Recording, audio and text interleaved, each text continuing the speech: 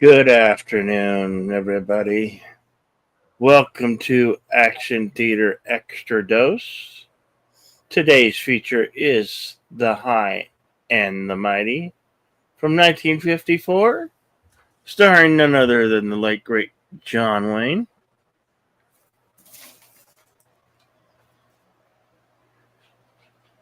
Claire Trevor, Leanne Day, Jan Sterling,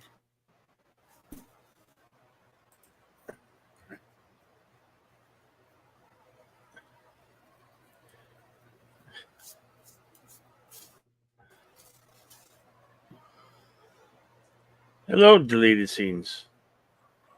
Good afternoon, Bill, and everyone in the chat.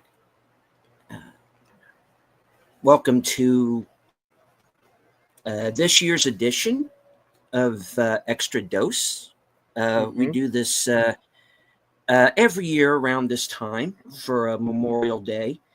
And Extra Dose is basically our tribute to the men and women in uniform.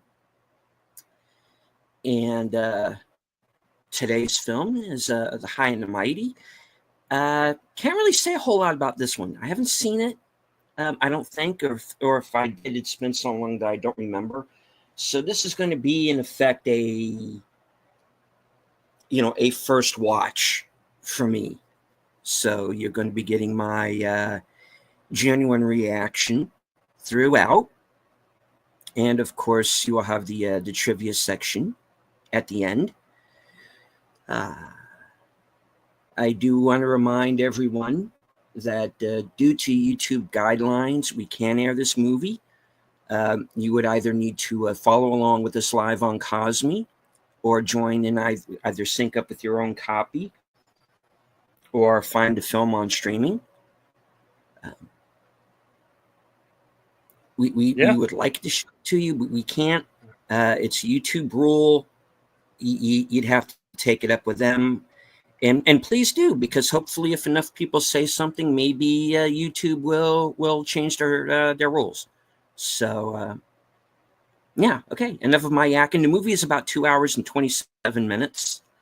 So, okay, let's not waste any time. Let's get to it. Yeah.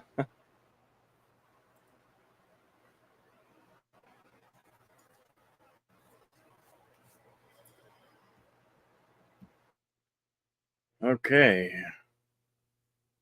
All right, ladies and gentlemen, boys and girls, here we go.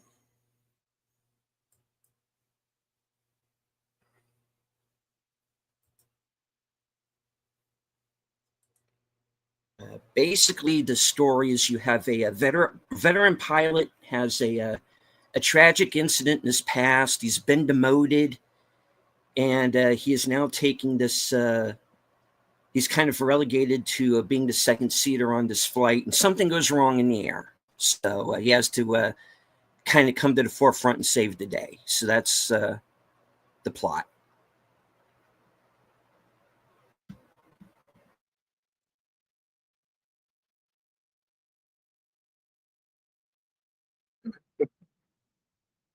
Warner Brothers and Cinescope.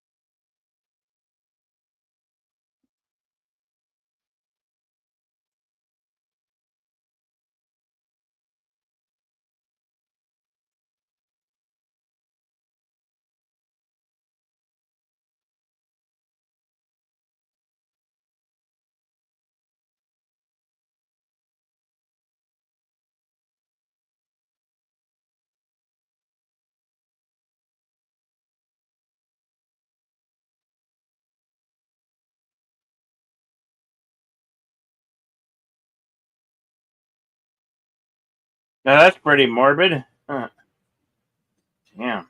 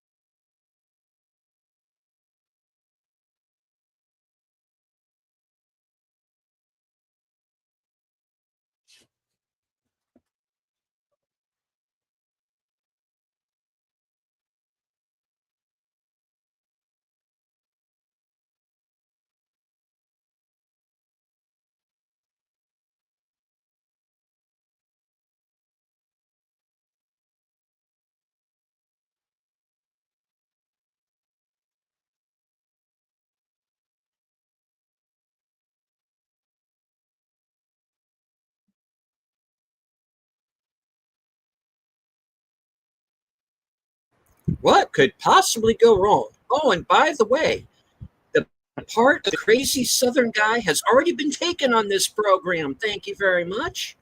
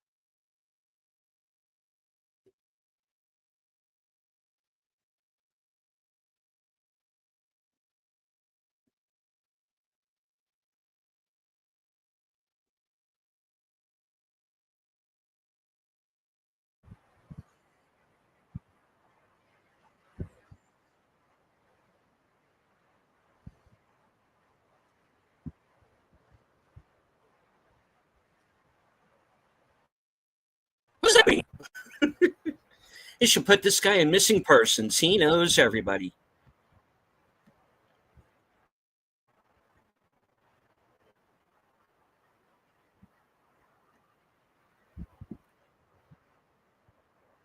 Well, congratulations. You are about to get on to an aeroplane.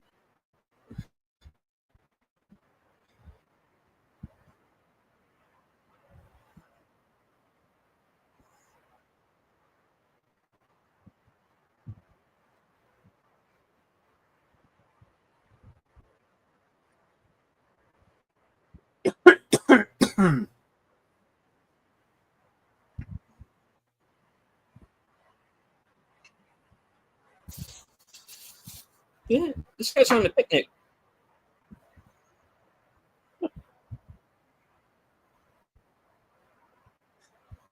Are you happy to see me with a giant ass salami in your pocket?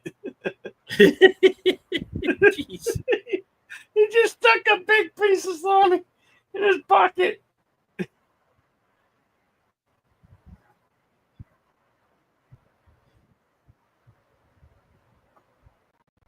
He is the notorious terrorist Haiti Salami.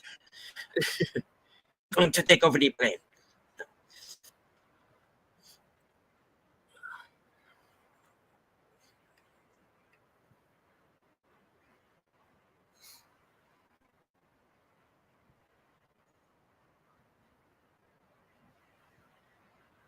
And give them back to the Japanese.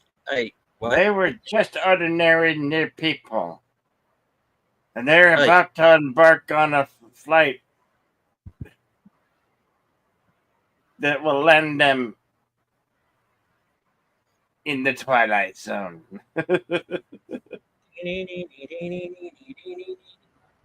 Take you on a journey down sight and sound. No, kid, he'll shoot back. Oh, jeez. Oh, my God.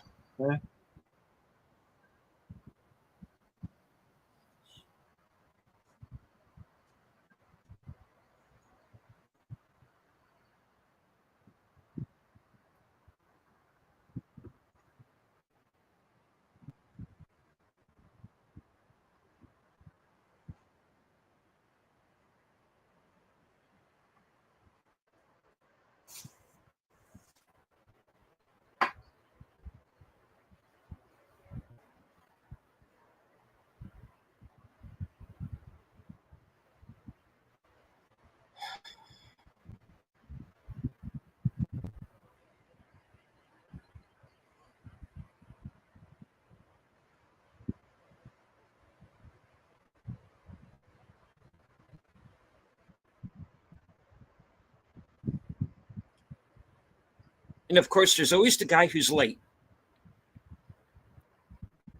Yeah.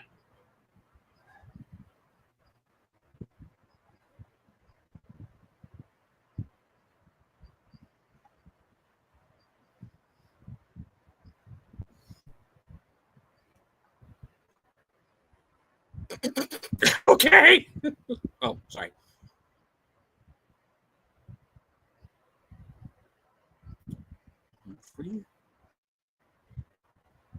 Agnew.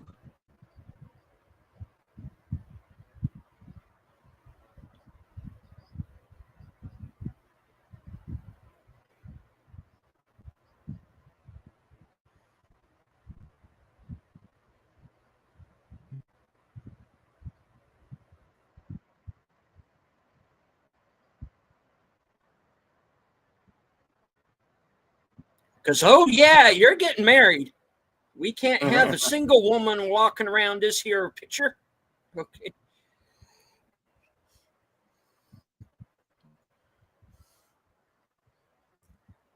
You know, maybe hook up with, maybe that Dan fella. Uh-huh.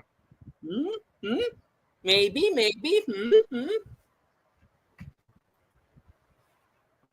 Gonna fly now. They fly now. They fly now.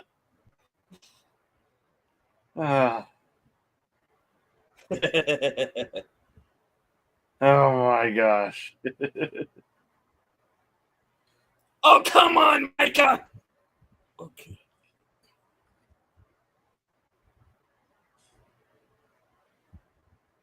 Hey.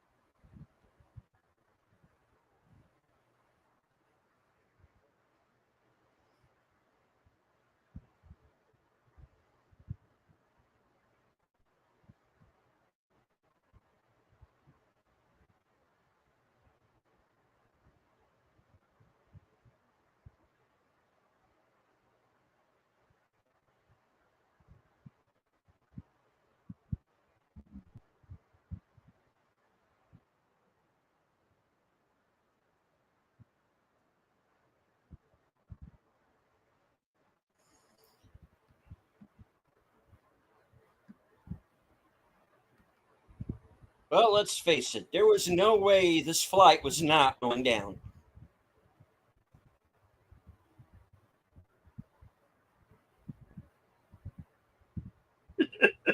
Secretly, she's saying, "Get away from me, you American woman! Death to you all! I'm from North Korea."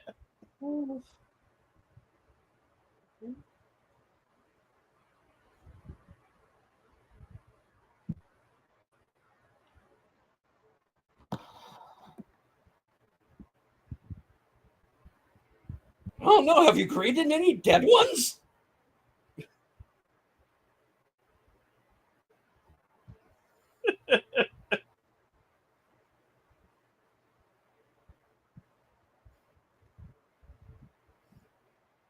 I've seen Pornhub videos begin this way.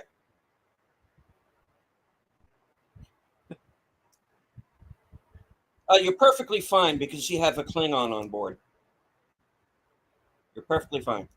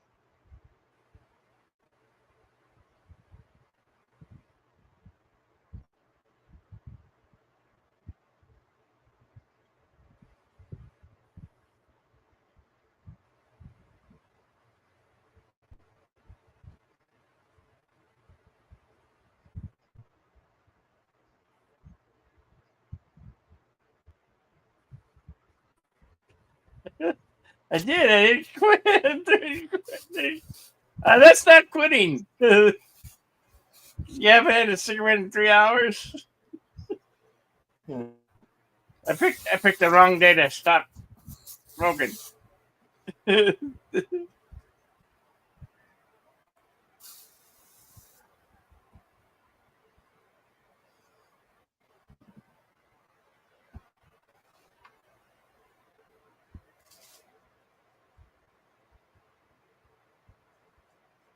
This Air America sequel's weird.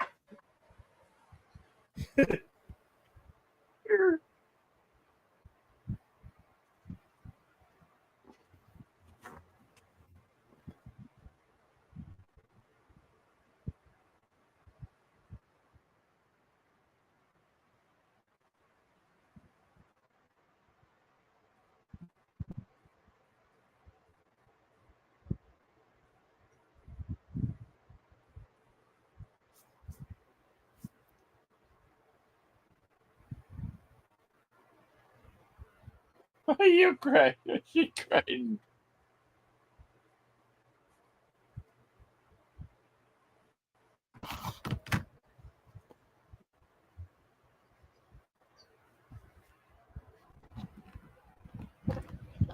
To be honest, this is the first watch for me too.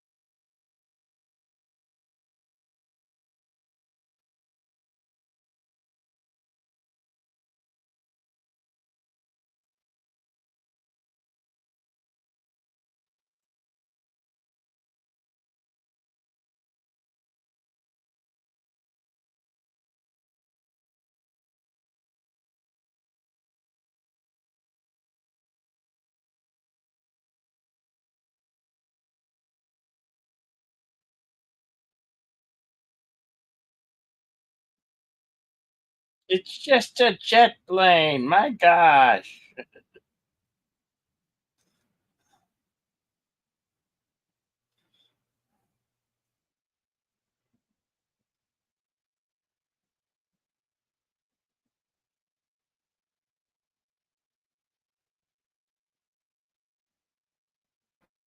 Yeah, the hell, dude.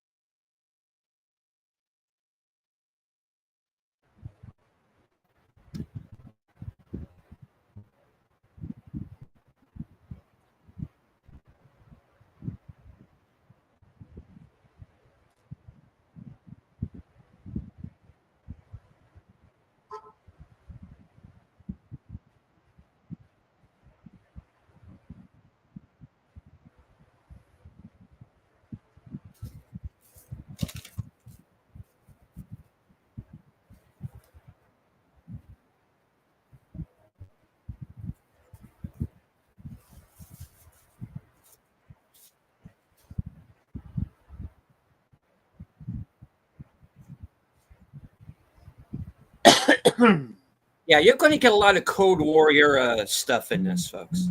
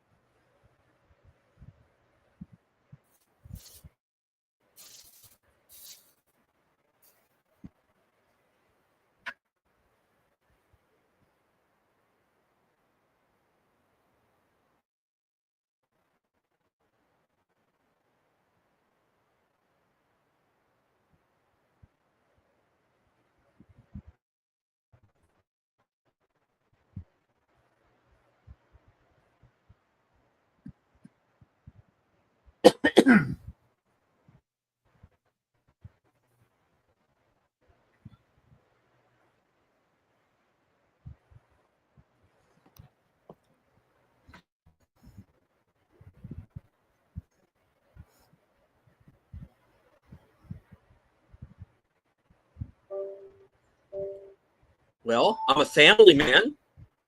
I'm pretty much screwed.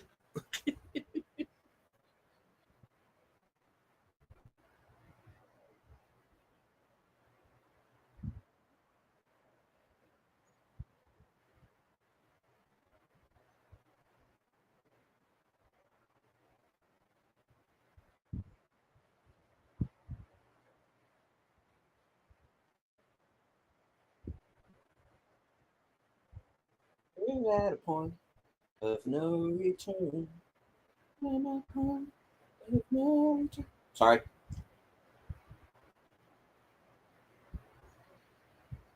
We're going to rock it like it's 1986. No worries.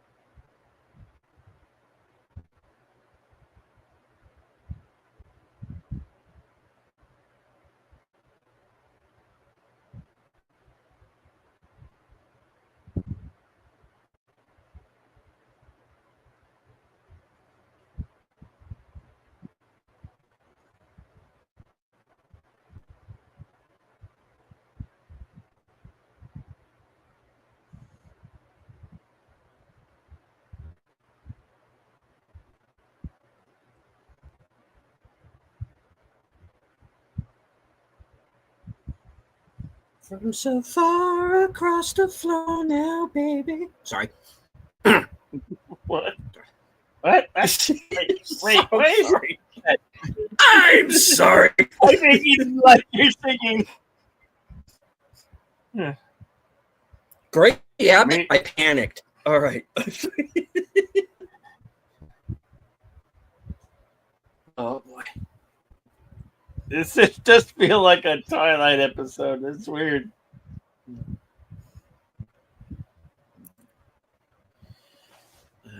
We do, of course, would like to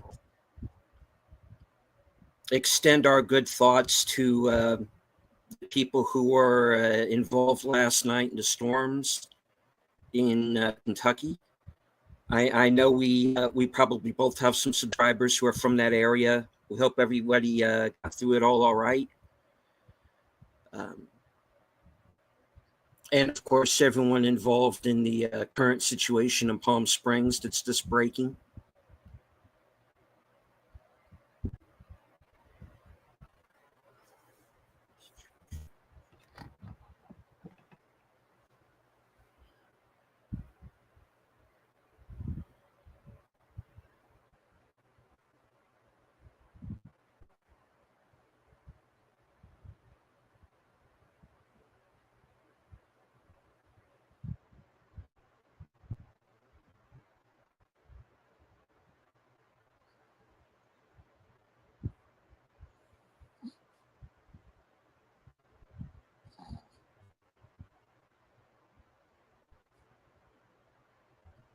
Hey, no way to lie on the job.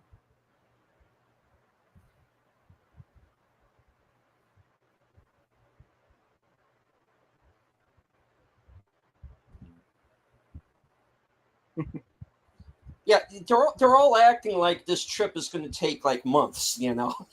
Yeah. Yeah. This isn't covered wagon times, folks. It's an airplane. You're going to go there fairly quickly.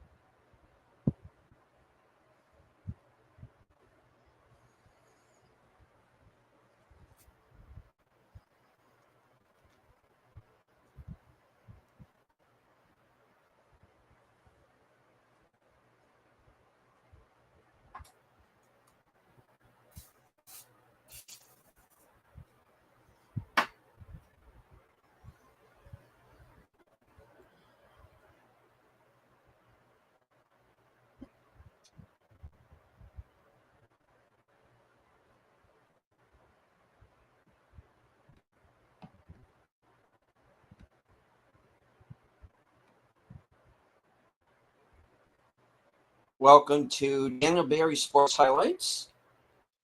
Hey, Daniel Barry. Happy Good Saturday. to see you.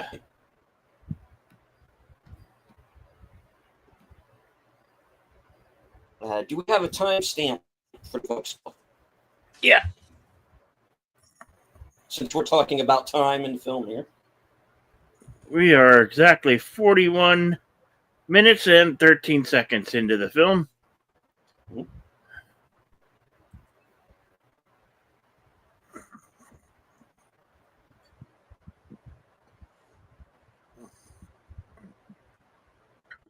It's definitely taking its time setting up the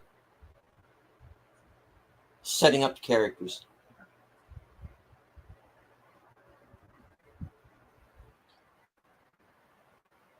And for a movie that is quote unquote starring John Wayne, he hasn't really been in it all that much. No, he hasn't. It's been very much an ensemble piece.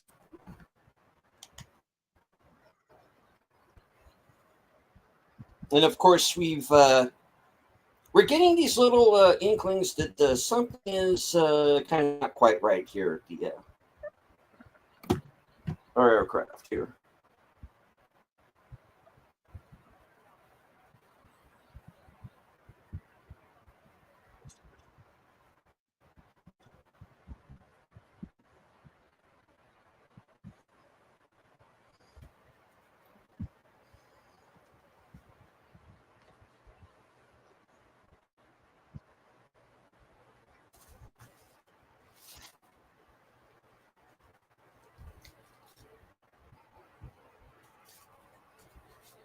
I'm Robert Stack. Tonight on Unsolved Mysteries.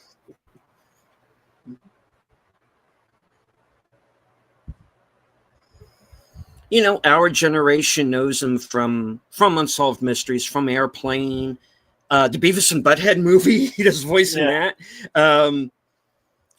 But this is where he really started out doing these kind of serious, dramatic roles. He kind of had like a Leslie Nielsen type career. When he were two actors who started out doing these kind of serious, dramatic films like this, and then found this kind of niche in comedy later on.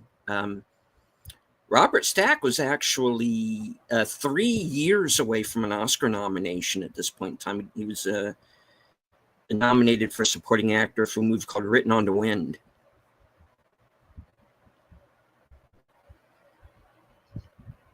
Uh-oh.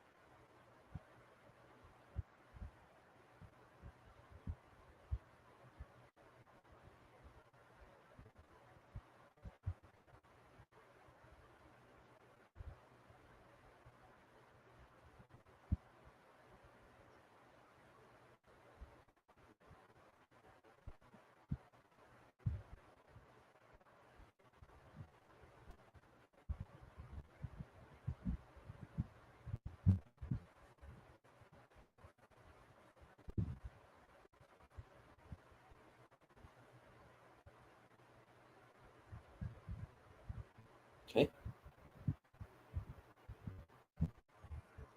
Girls in the world ain't nothing but trouble. Uh-huh.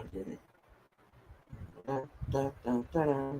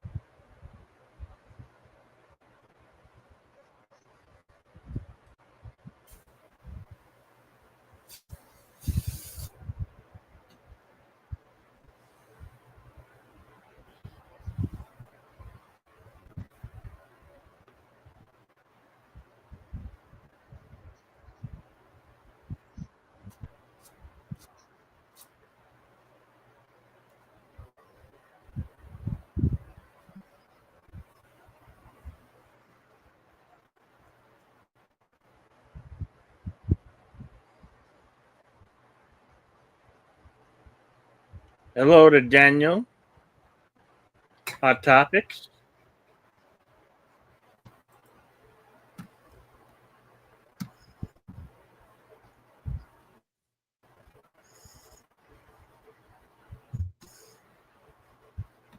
Daniel?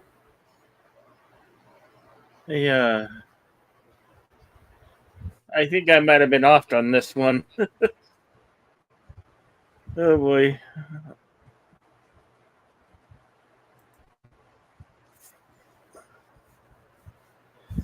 Well, not really. You know, you are dealing with characters who either are or were in the military. Yeah.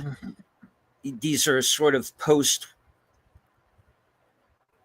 kind of a not only kind of post World War II. At this point, you're also post Korea. At this point as well.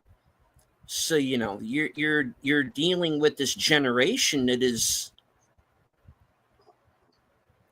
been at war off and on since 1939, and this is kind of the aftermath of that. Now you're in the Cold War as well, you know, which does figure in with one of the characters. So Ouch, that it's looked really like that more of hurt. it's a time capsule, really.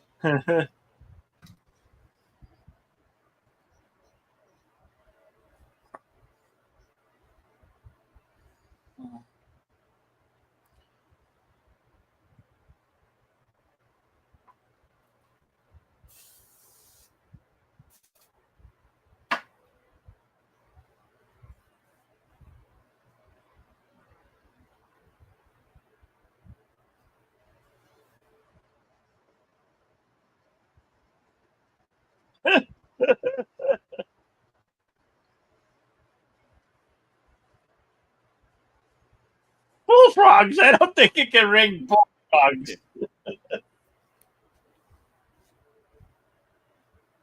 That would just be gross.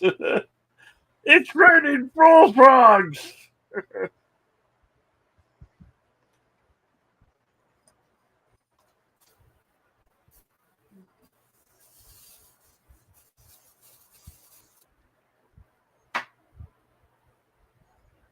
Wow.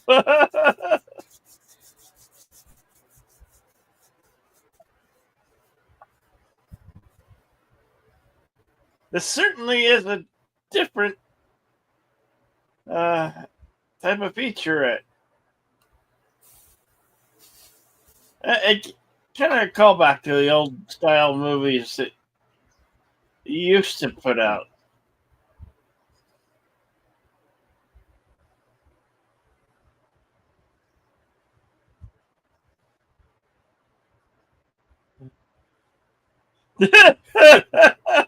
Good Lord.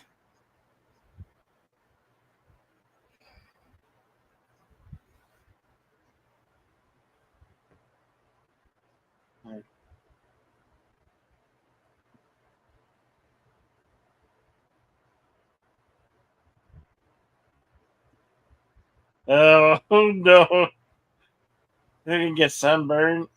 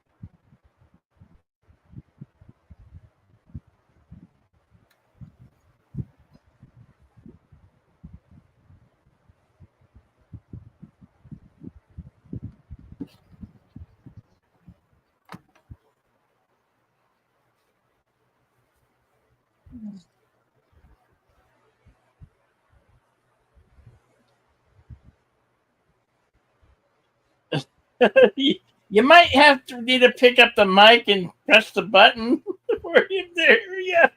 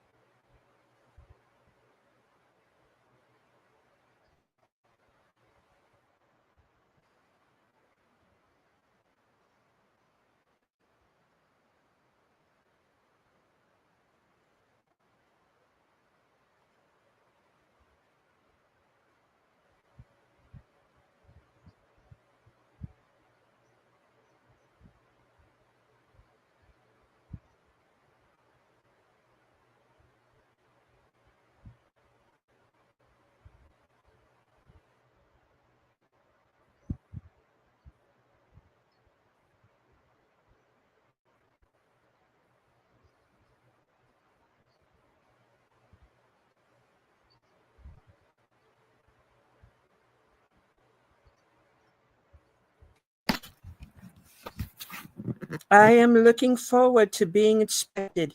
Like, sorry. Oh boy, I'm terrible, folks. I'm terribly sorry.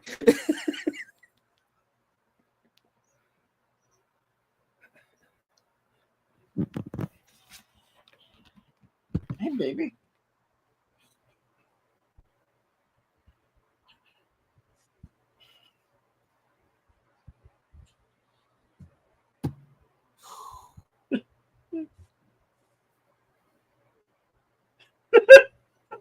She likes it. How delightful.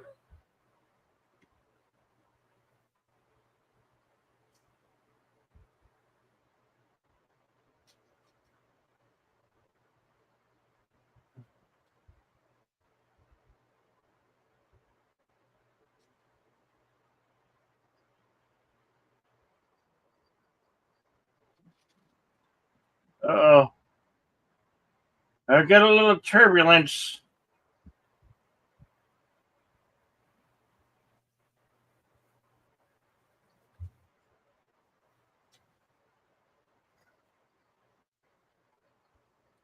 The hell's going on about it, man?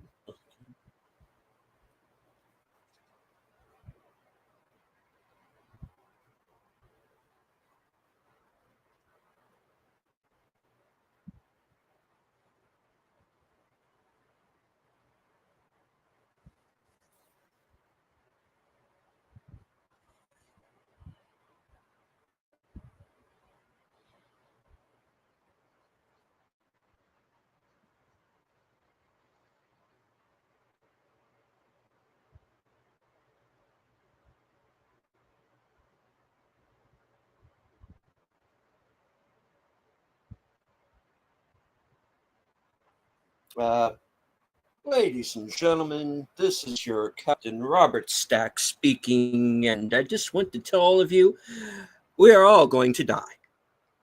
Plane is upside down and on fire.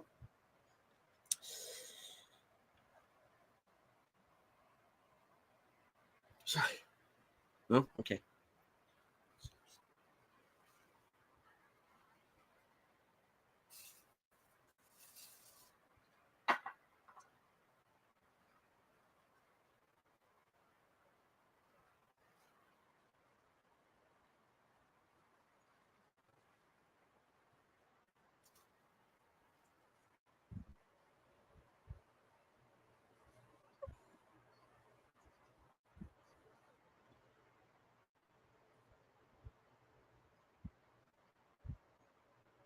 We got some doozies coming up on Action Theater. Thursday, we will be doing Das Boot. Das Boot on Thursday.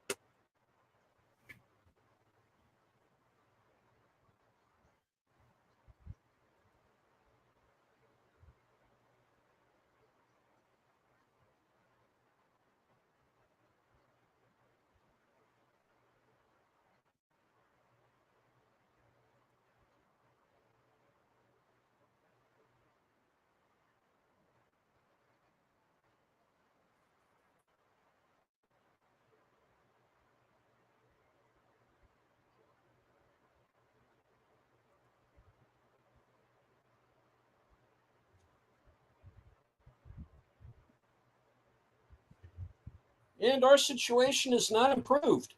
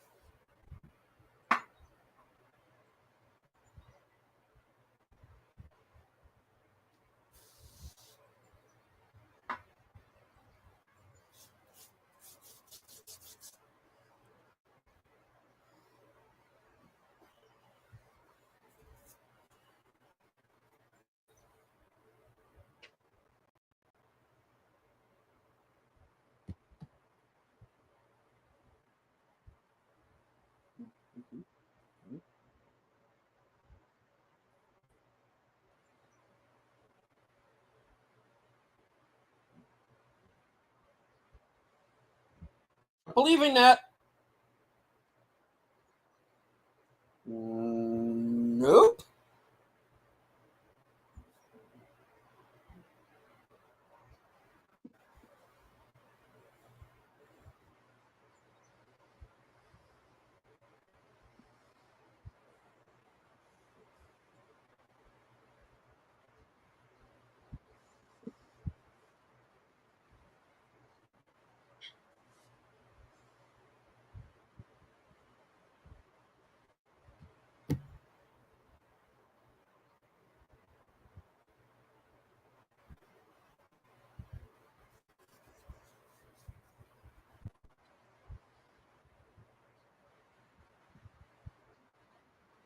Oh, no, he thinks he's Van Heflin.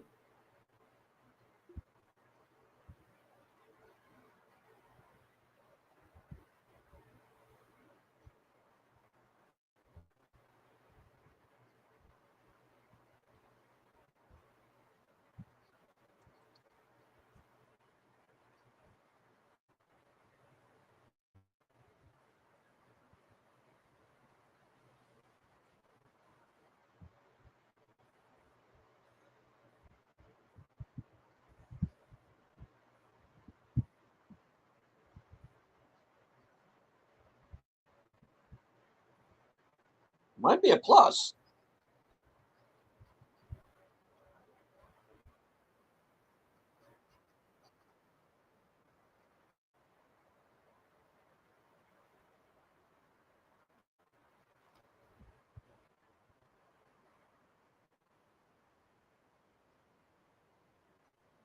Oh, great. Perfect.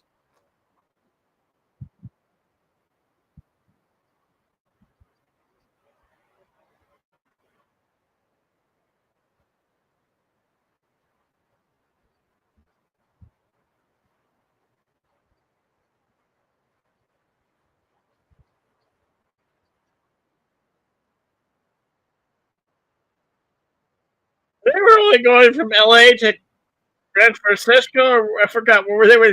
Where they start off from? Honolulu to San Francisco. Oh, Hawaii. Yeah.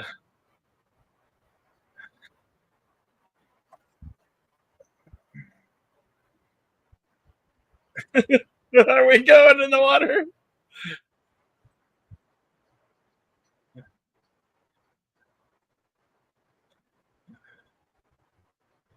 We're all counting on you.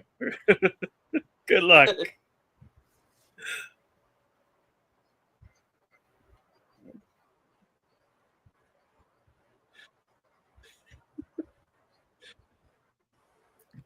420. Oh, no.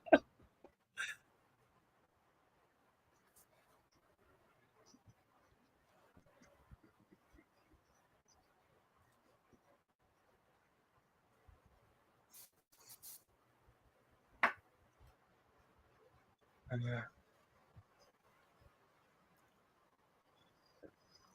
I am on the party boat.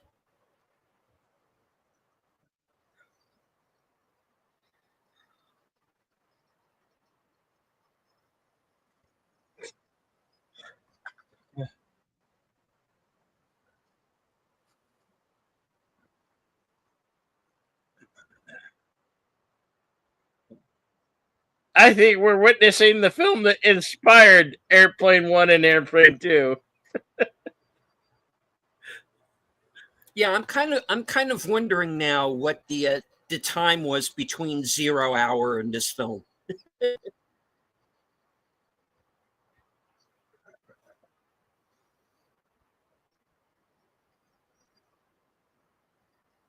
Here, let me look that up.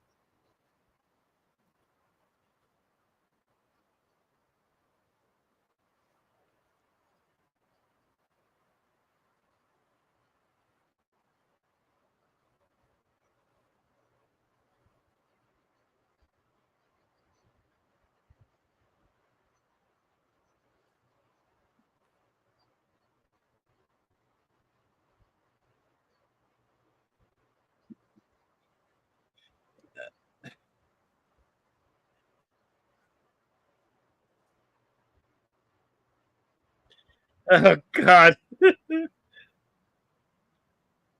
Trying to tell me he's no Hispanic or Latino.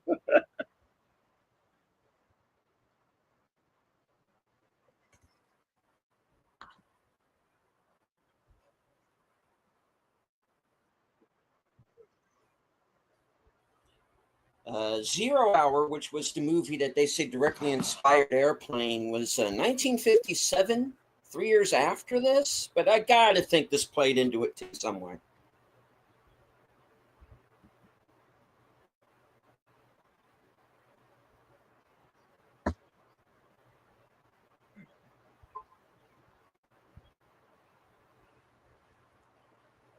Yeah.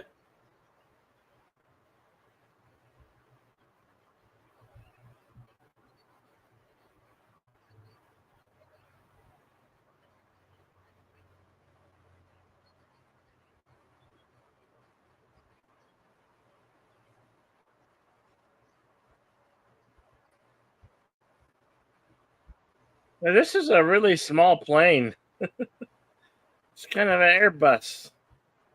Yeah.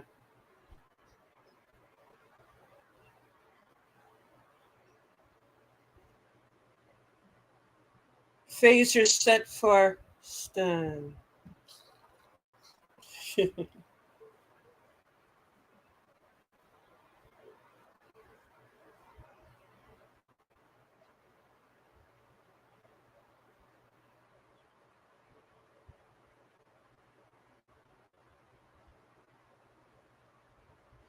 Well, isn't that always the way? You get in trouble over the one woman you're not involved with.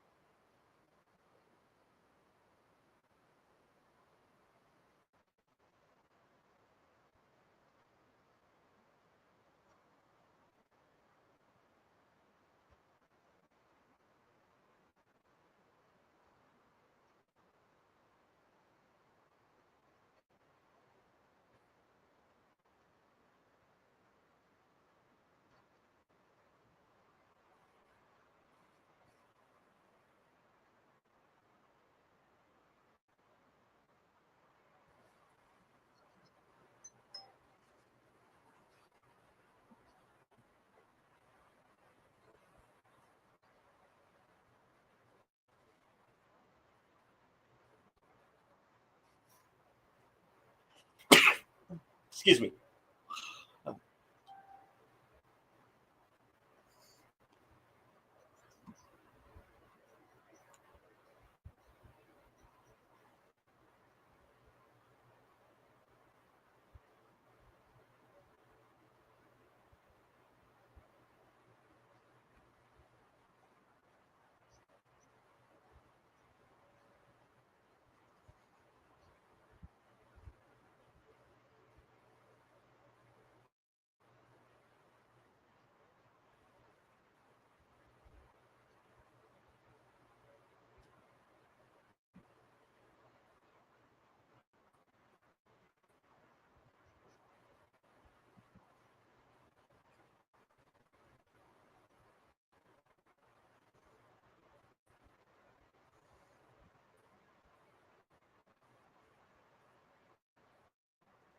The drink must be code word for we're gonna ditch in the ocean. So hold your butts, kiss your mamas.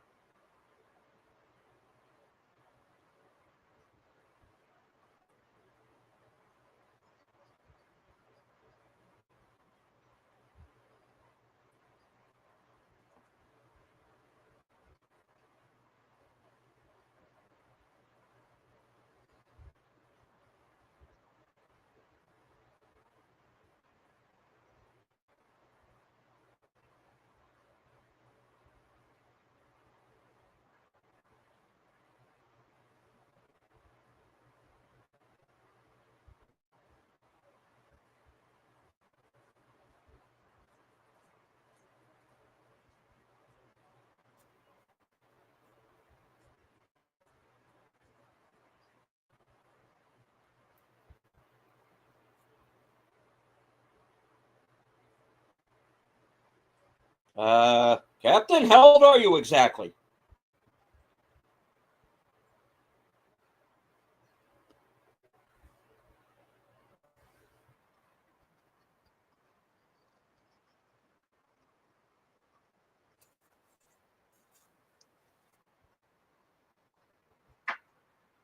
There's a man out there in the ring. There's a man.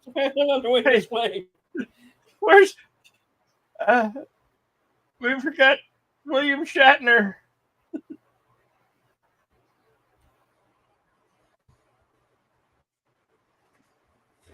Oh no.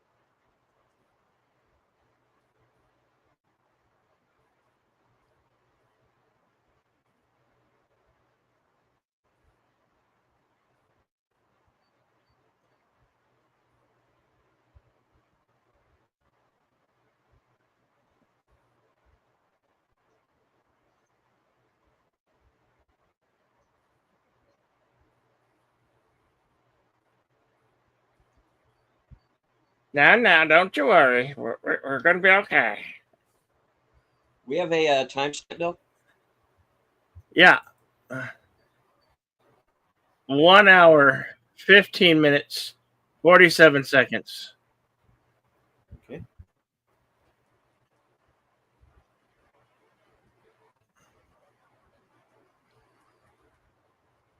So we're Did you get about that? yeah, we're about halfway, a little past halfway through.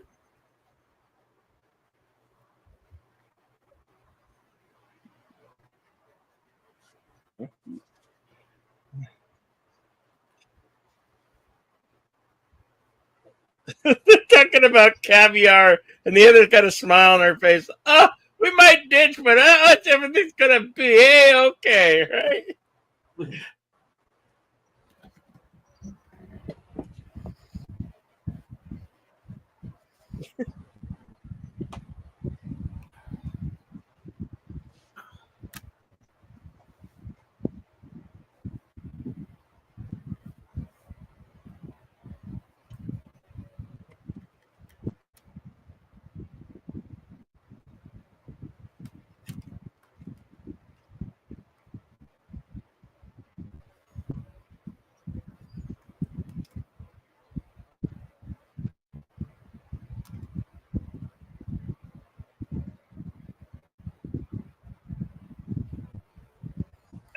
We don't have time for all that.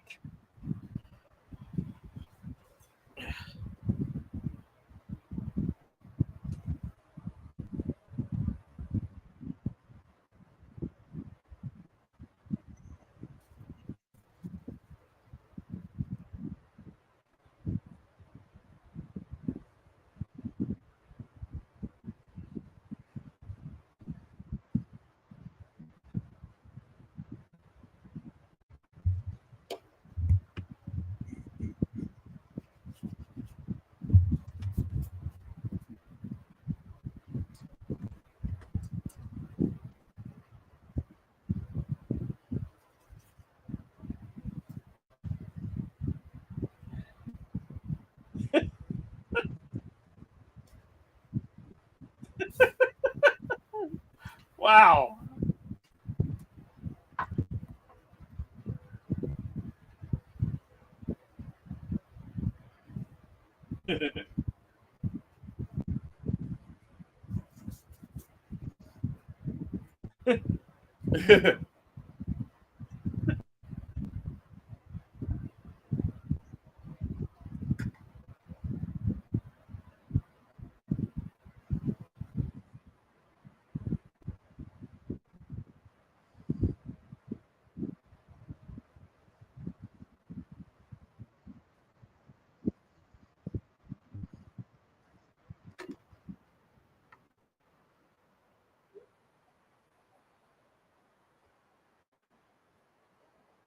Wait, I don't think that's such a good idea. They have to open up a window, which is going to break pressure in the cabin.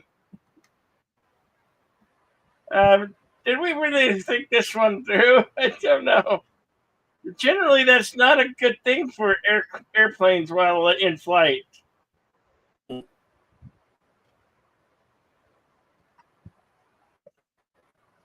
Extenuating circumstances.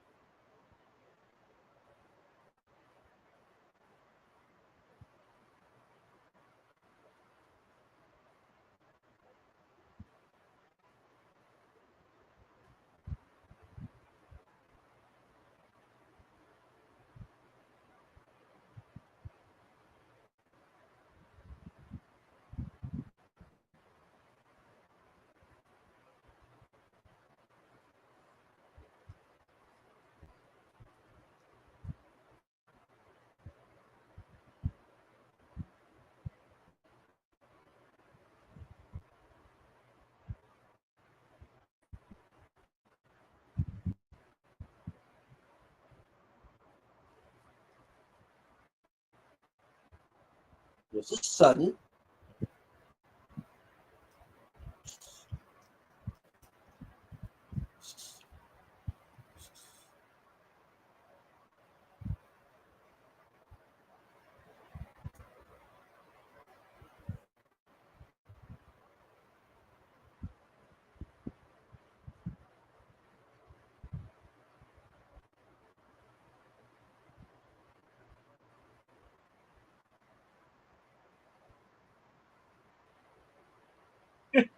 I'm keeping my salami though.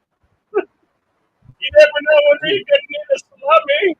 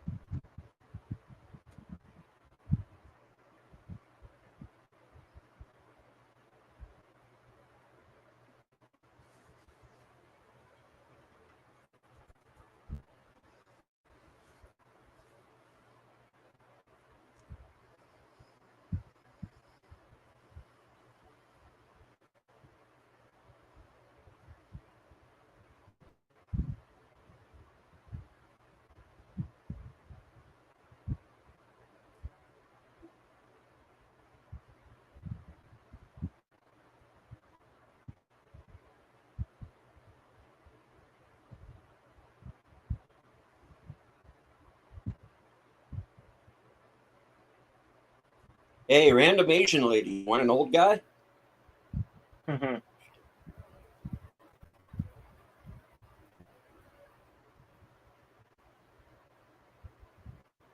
Oh, he's died.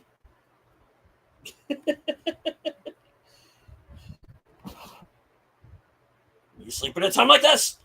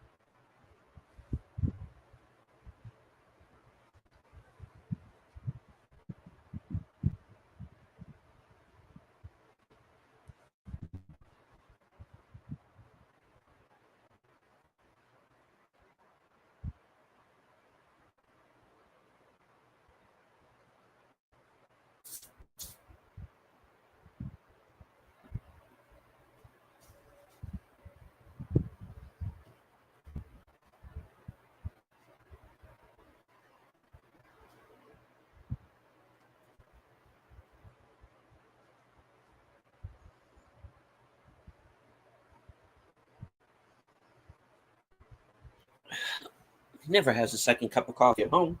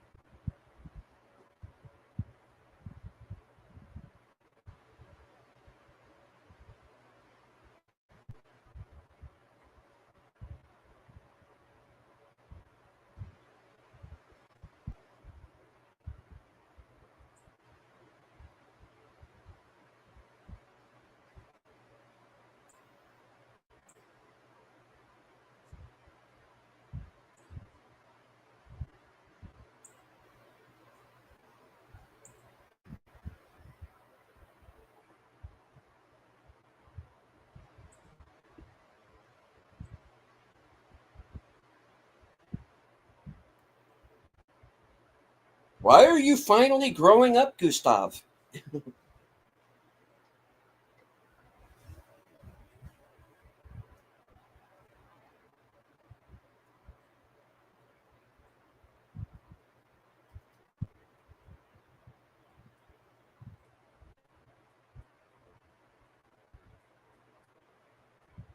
Oh no, this is a Secret Gladiator sequel, isn't it?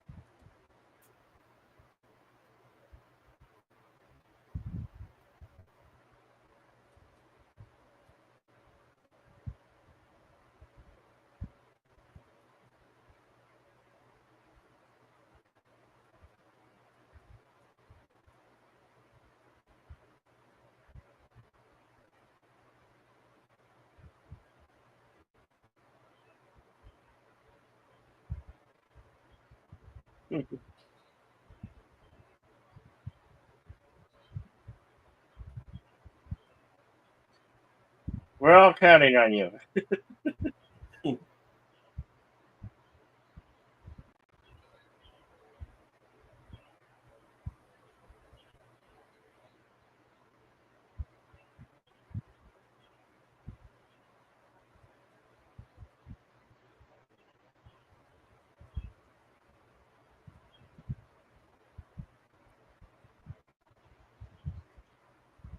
I'm Fred McMurray, damn it.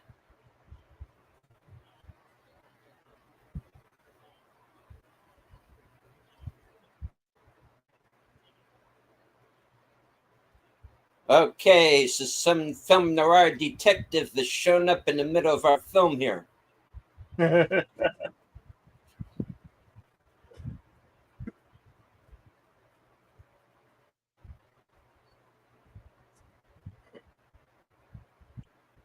We are at 131.09. 131.09.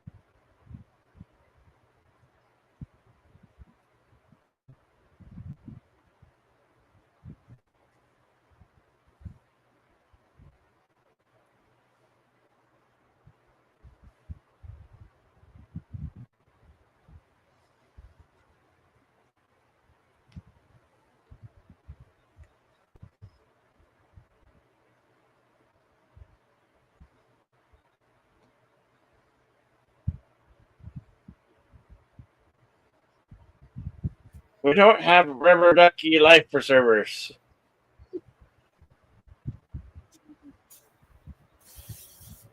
Although we do have a surplus of rubber duckies.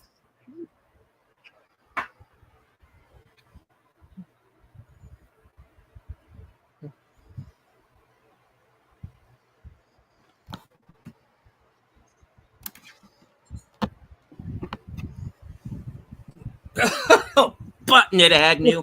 If we've got a weight problem, I'm for chucking you out first.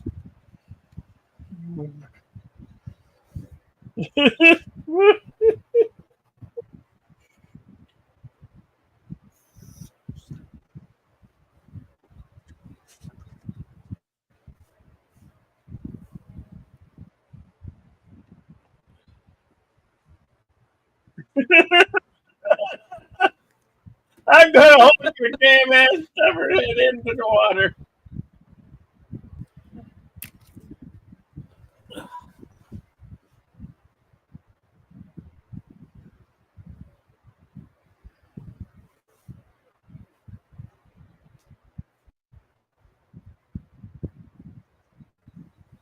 Wait, why move the shoes?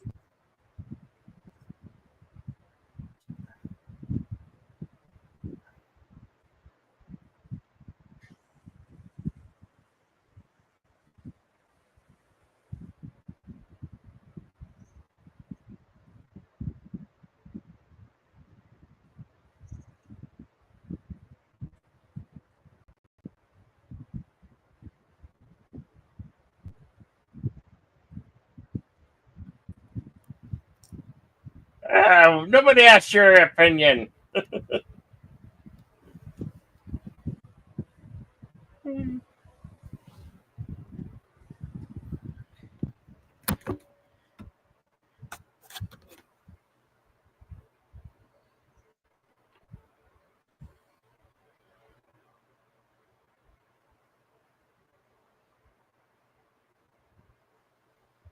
This kid's just slept the whole flight. Was my Peter Son afraid? Oh, damn it. Wrong movie. Okay.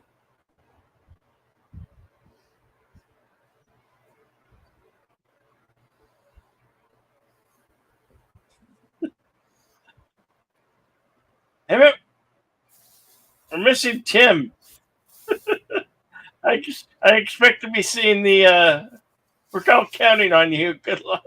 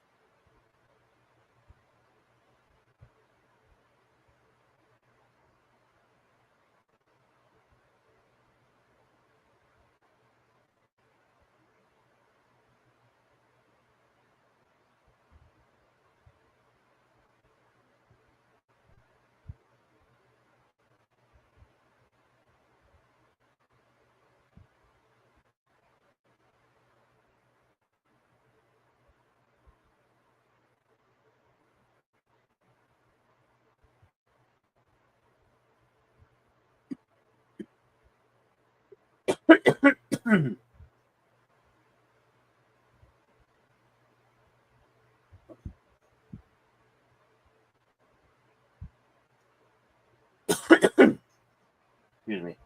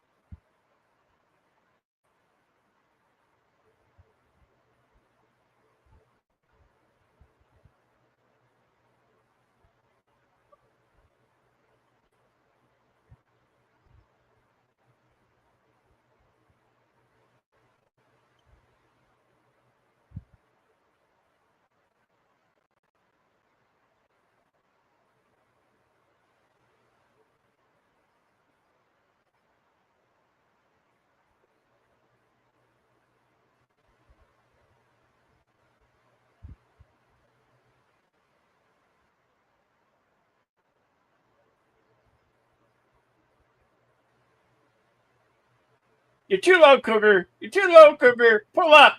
Pull up. Launch the Alert 5 aircraft. Oh.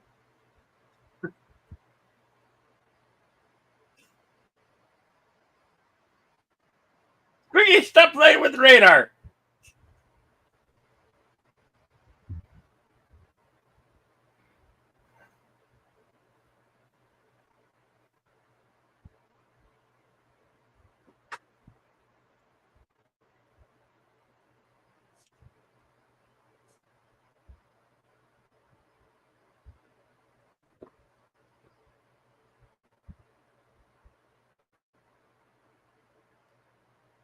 The hell? Who brought in Dora? What?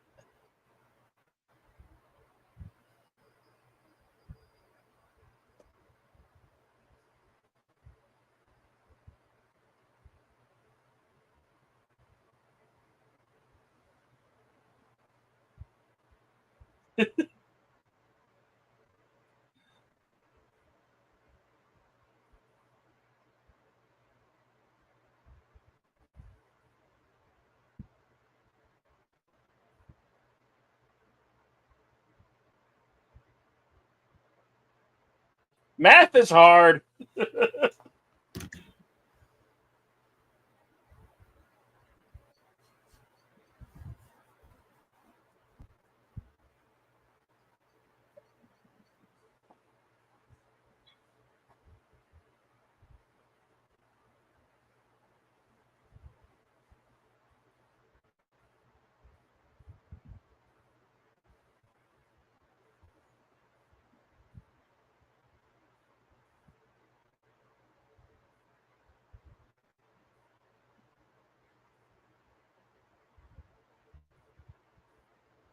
You sorry? You sorry? How dare you make a mistake like this?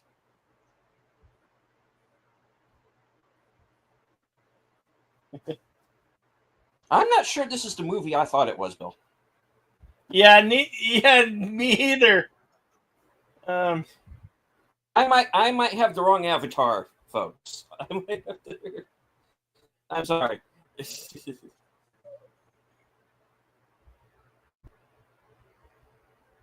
I mean, don't get me wrong, folks. The movie itself is not bad. I'm just saying that I'm not sure this is the movie we thought it was. Yeah.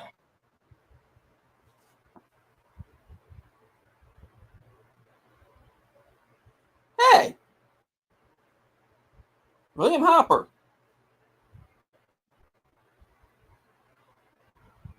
Perry Mason's Paul Drake. Seamus at Large.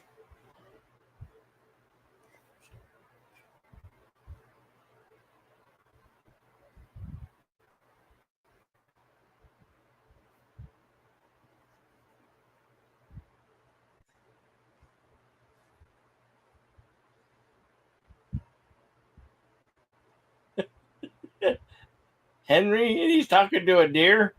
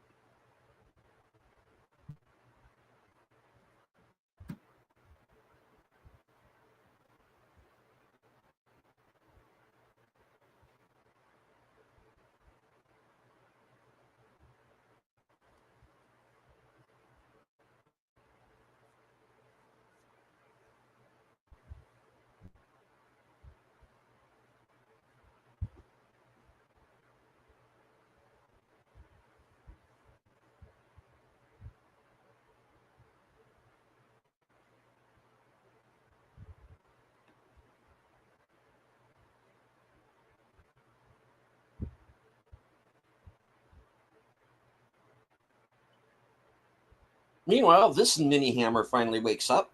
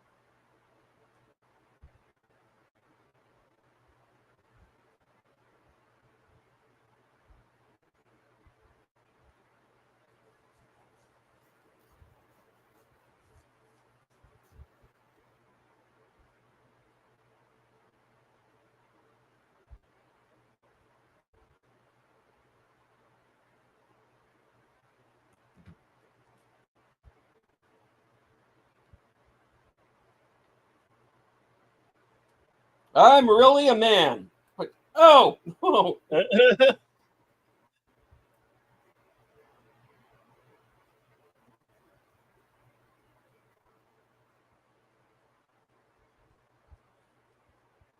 You're a dirty girl. You're a dirty girl. Oh, shit.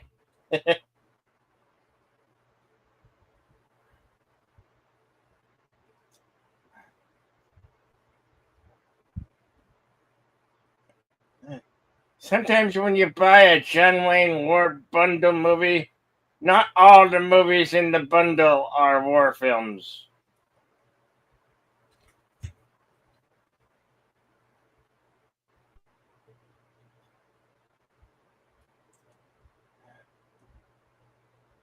Her eyebrows are gone. The hell? The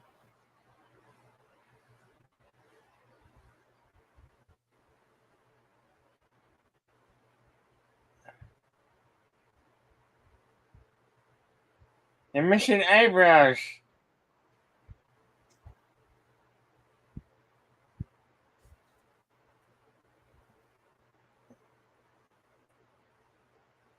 No, don't be hasty.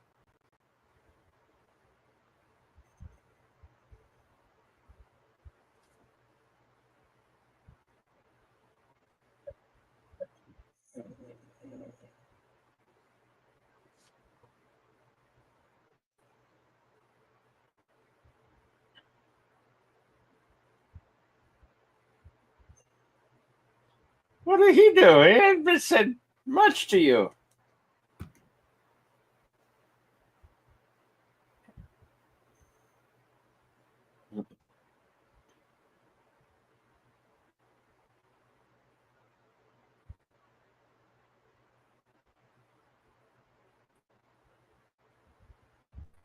I'm gonna wash this plane right out of my hair.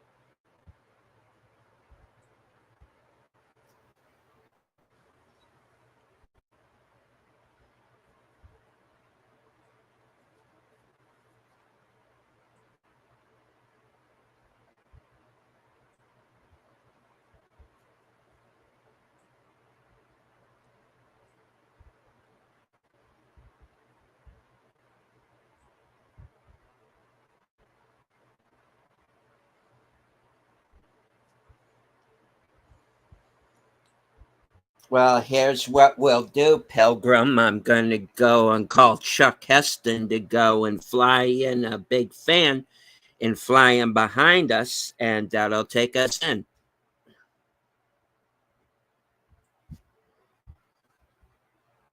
Or do you think that would put the movie over budget?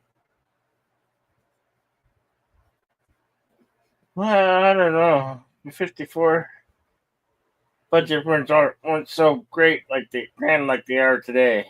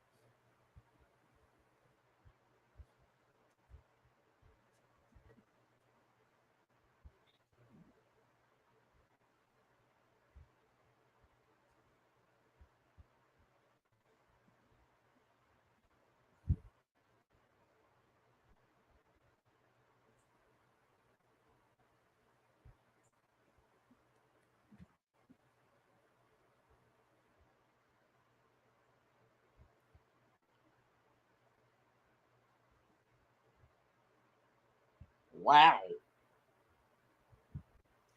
Put a bug in your ear, pal. Yeah.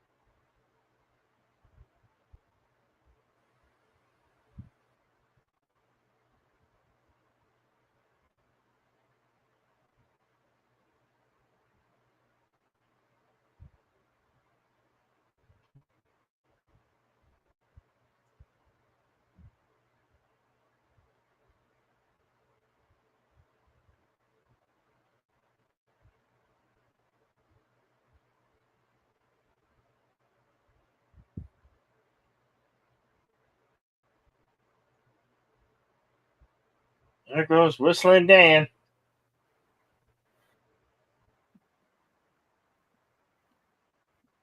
This is some like exception type crane crash film. It's taking them all film to crash. Hmm.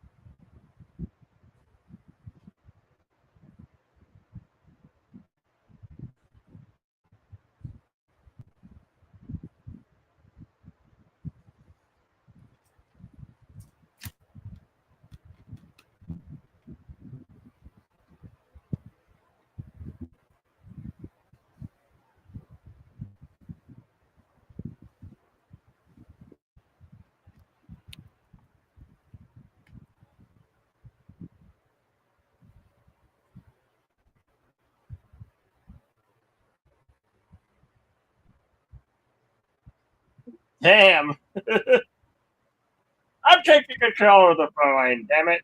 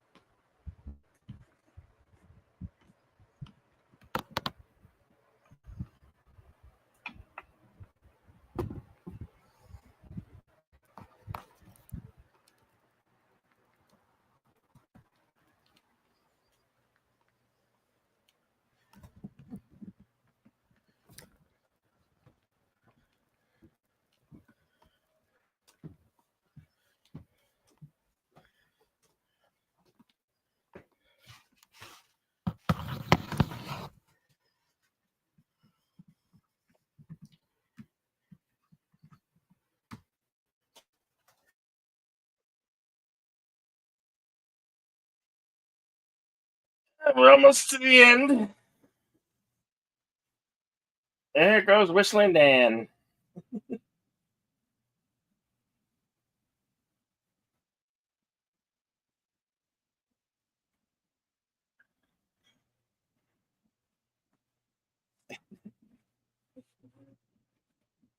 Do DJ Play Nice? Hey, DJ.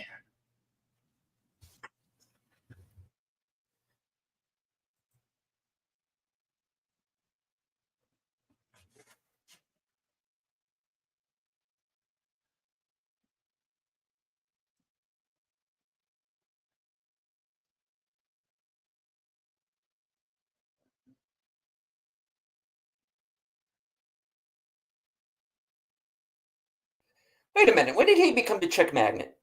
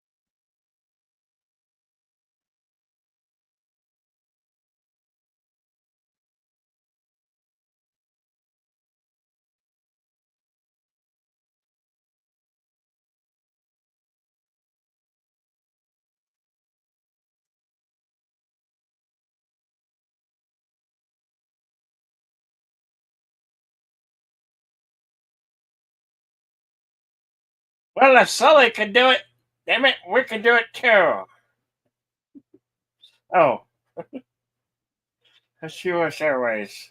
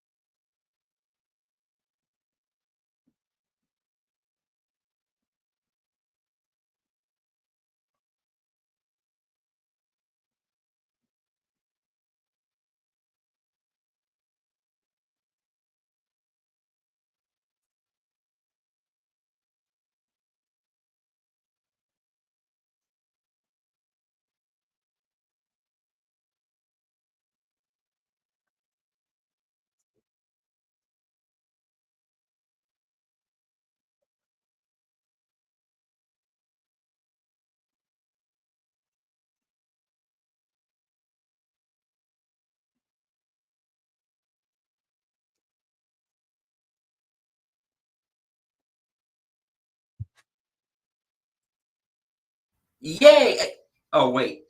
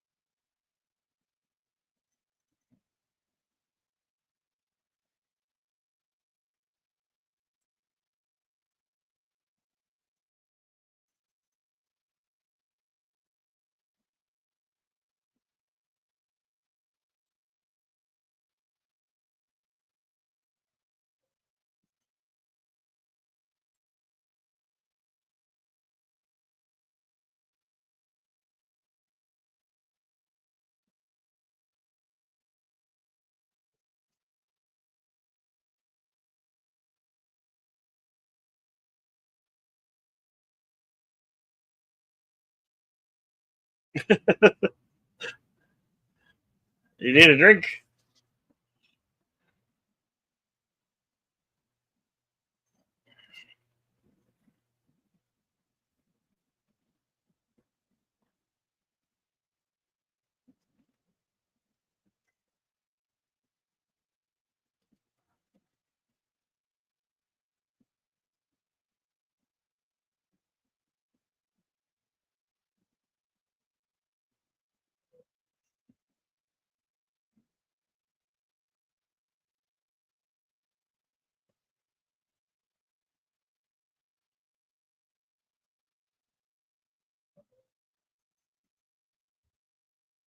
Now that's the irony.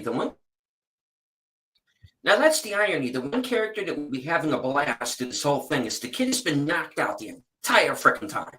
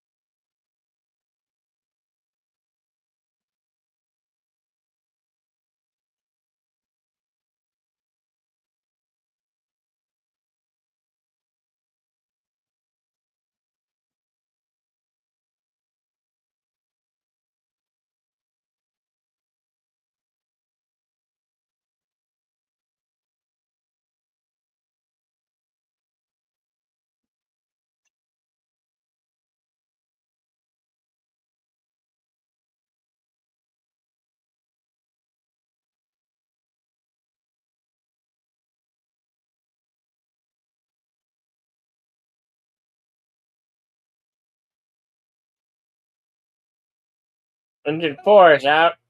Engine 3 is out. I'm giving it all she got, Captain.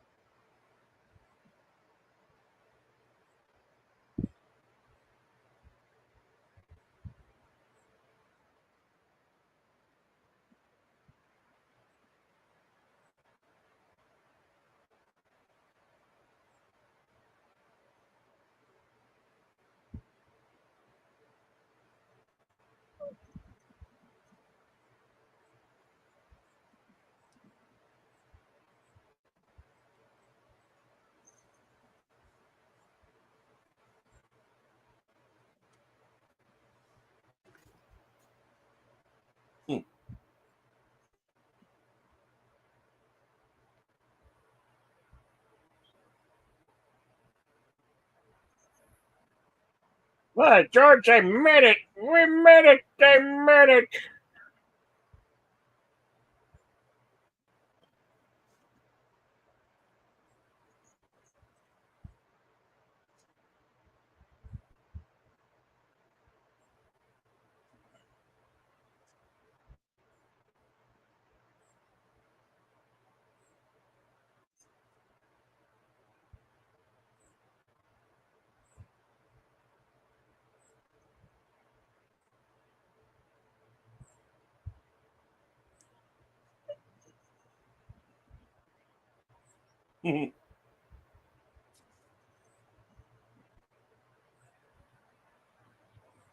Why are there reporters? Weird Al Yankovic is on the plane.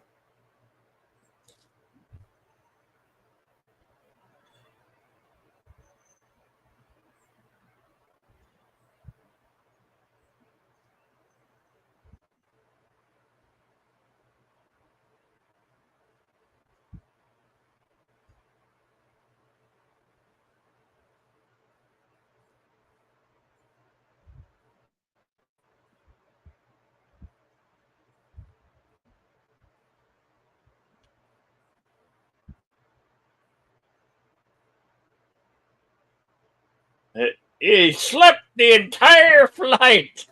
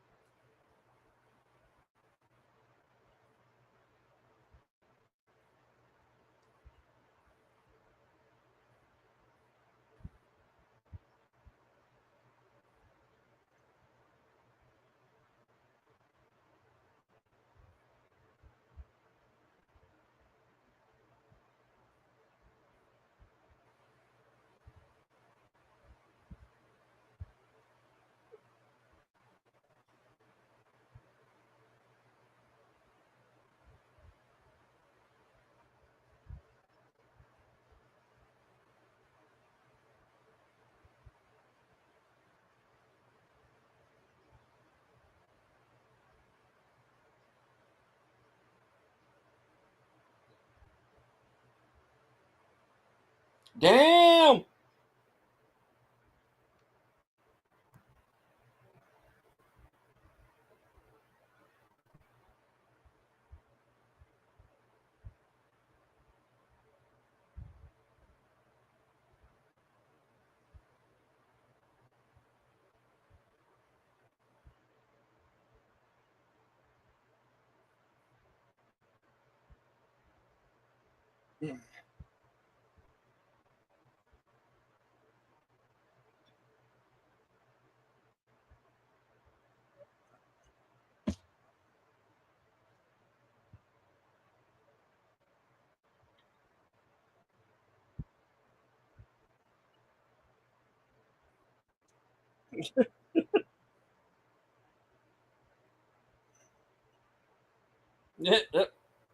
No, for her stairs now, you made it.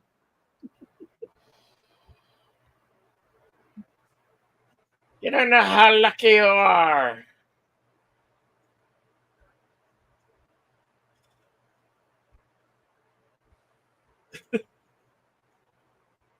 I like that. Isn't he just anonymous and he gets to go? That's good. That's nice. It was funny. She screamed and a guy gets punched. That's great.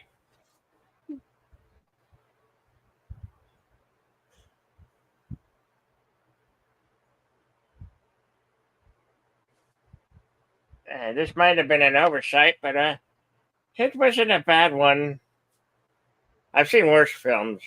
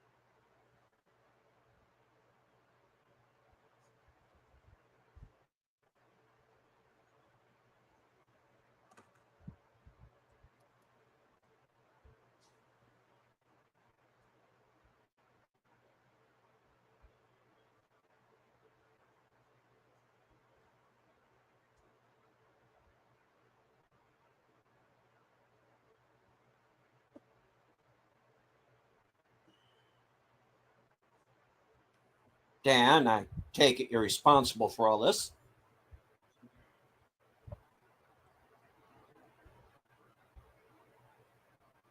Oh, no, you don't, Rowan. Get back here.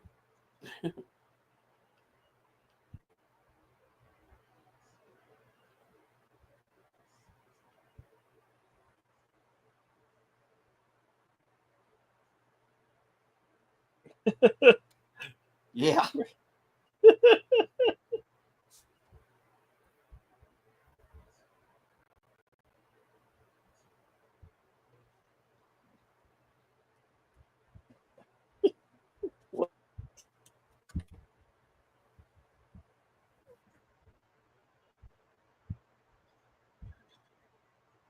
The end.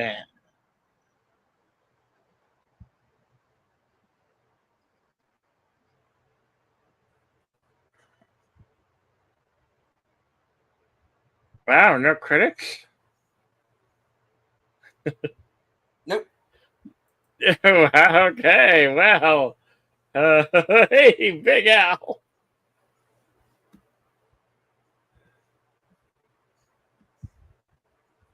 All right. Well, that was The High and the Mighty. Yeah, that was Not the different. movie I thought it was. Not the movie I thought it was either. No. Because I clearly got it mixed up with another movie because there's another John I Wayne, think Disaster in the the Air one that film. I was thinking of was Yeah. supposed to be In Harm's Way. Oh no, that's like about Pearl Harbor. That's a completely different movie. Yeah, I know. Yeah.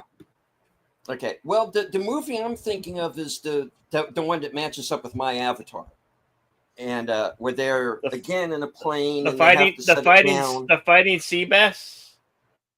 Seabees. No, Okay.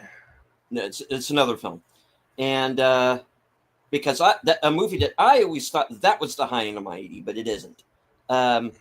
Anyway, if I can find a title between that now and the end of the film, I'll let you know. Anywho, You may consult the scrolls.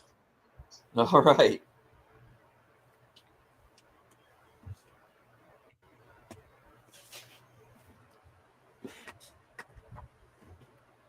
All right. The High and the Mighty, directed by William Wellman, released July the 3rd in 1954. Estimated budget of 1.5 million, going on to gross 4 million around the world. So it was a big hit. Was nominated for 6 Academy Awards, including Best Director for William Wellman, supporting actors for both Claire Trevor and Jan Starling, and 1 for Best Musical Score. William Wellman was nominated for a DGA, won 2 Golden Globes, supporting actors for Jan Starling and most promising newcomer for Karen Sharp. The Laurel Awards, John Wayne won for Best Male Dramatic Performance, and Claire Trevor won as well for a female character performance. And was nominated for the Golden Medal at the Photoplay Awards for Favorite Picture of the Year.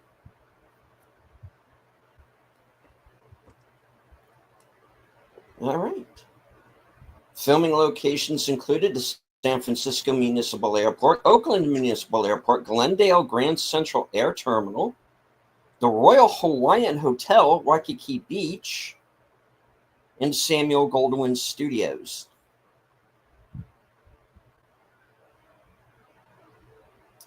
The lyrics to the noted title song are only heard at the very end, are sung by a large choral group, and are different from the familiar lyrics heard in the popular song released at the time.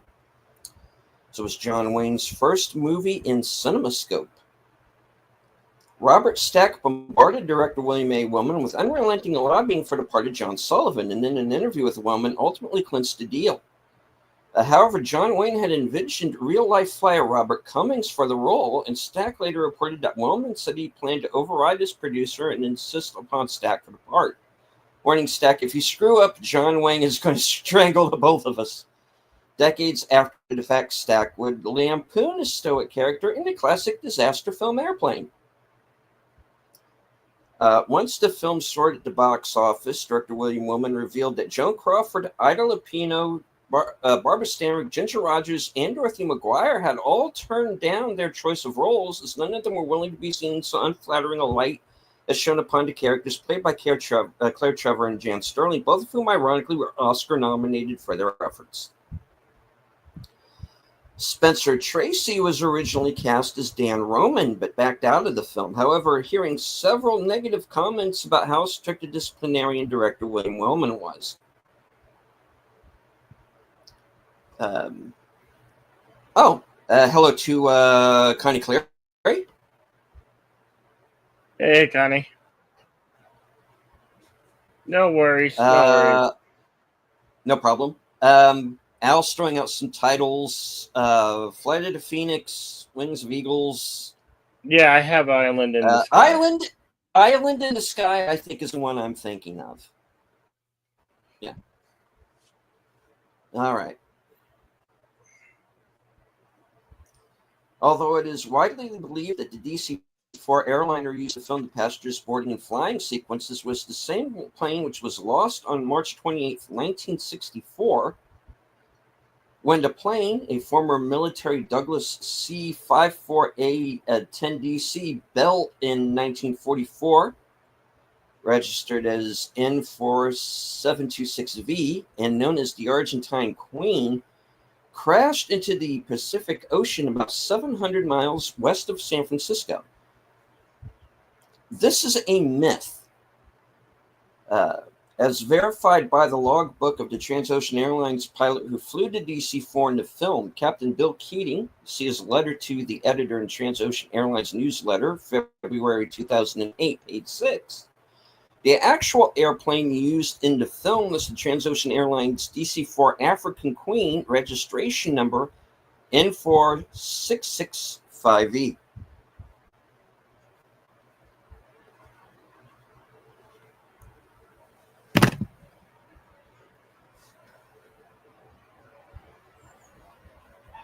Okay.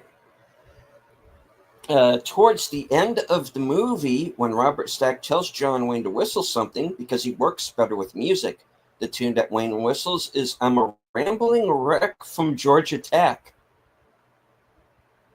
This was the final film of veteran cinematographer Archie Stout. When Coast Guard personnel or aircraft are on screen, the score plays Semper Paratus, the Coast Guard hymn. Unavailable for viewing for several decades due to desperate royalty and rights disputes, the film was finally made available in 2005 through the estate of John Wayne. Extensive restoration, including the recovery of a reportedly lost reel, was required before the film was realized in its current pristine condition for home video and television broadcast. This film features 4 future Star Trek actors: Paul Fix, who played Dr. Piper in Where No Man Has Gone Before; William Schaller, who played Niels Barris in The Trouble with Troubles; David Bryan, who played John Gill in Patterns of Force; and William Campbell, who played the Klingon Koloth in Trouble for Troubles, and Trelane in The Squire of Gothos. And of course, he went on to play a Klingon again in Deep Space Nine. I think it was supposed to be the same character. Widely considered to be one of the best performances of John Wayne's career, and largely accidental, that Wayne stepped into the part of Dan Woman at the 11th hour, following Spencer Tracy's last-minute exit, merely to save the project which Wayne himself was financing from going over budget. The character of Roman, stricken, vulnerable, and utterly unheroic, was an antithesis of Wayne's omnipotent screen persona, which forced him to play considerably outside his normal range. The result was a heart-rendering, unexpectedly touching portrayal. John Wayne's role is largely unscripted, especially in the first half of the film. Nearly all of his performance is conveyed through facial expression. Long considered the granddaddy of the epic disaster film, The High and the Mighty, 1954, was envisioned more than 15 years before the genre would truly take off at the airport in 1970. While disaster films would come to be associated with all-star casts, every major star approached for A High and the Mighty turned it down, which led to the film being populated entirely by B-level actors, with the exception of John Wayne. But William Wellman's sure-footed direction turned the material into a box office bonanza, notwithstanding garnering 6 Oscar nominations in the process. Nearly every one of the beloved 70s disaster movies was strongly influenced by The High and the Mighty and another pre-genre disaster film, Zero Hour, 1957. One of the many 50s films and novel titles influenced by the success of MGM's The Bad and the Beautiful, 1952. Others in this mold include The Proud and the Profane, 1956, The Bold and the Brave, 1956, The Pride and the Passion, 1957, Naked and the Dead, 1958, The Flame and the Flesh, 1954, and The Agony and the Ecstasy, 1963. At the time of its release, much of the film's success was attributed to Dmitri Tiomkin's masterful Oscar-winning musical score. However, the haunting title song was only heard twice, at the beginning and the end, as was the shameless custom of the ever self-promoting Tiomkin, commissioned lyrics for his theme in hopes of winning twin Academy Awards for Best Song and Best Score. While this scheme achieved its desired effect previously with a double win for High Noon, his title song for the High and the Mighty lost that year's award to another title song from Three Coins and a Fountain. One of the reasons that all-star casts became in vogue for 70s disaster films was because audiences needed to differentiate between up to 20 disparate characters in order to follow relationships in the plot. Familiar faces cut the audience's work in half. Director Sidney Lumet used the same philosophy in casting Murder on the Orient Express in 1974. Because The High and Mighty did not attract top talent, one of its primary criticisms in the intervening years has been the pronounced challenge in keeping the passengers straight. Because the film rallied some of the finest character actors in Hollywood, their faces were not recognizable enough to distinguish the characters.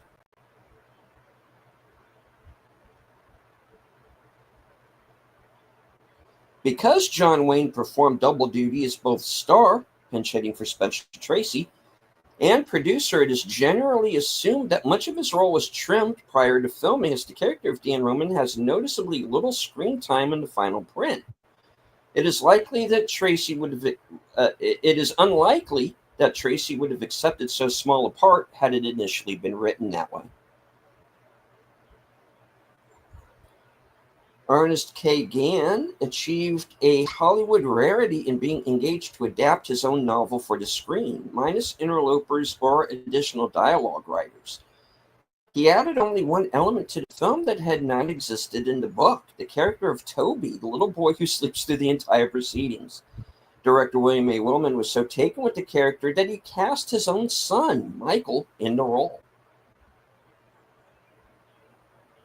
John Wayne's whistling in the film was masterfully dubbed by musician Muzzy Mussolino. Ernest Gann's novel clearly indicates that the character of Sally McGee has resorted to prostitution in order to survive. The film version, made at the height of Hollywood censorship, was unable to explicitly state this. However, Gann slyly managed to insinuate the information during Sally's entrance, wherein two sailors at the Honolulu hotel recognize her and pointedly remark, "Hey, look, remember?"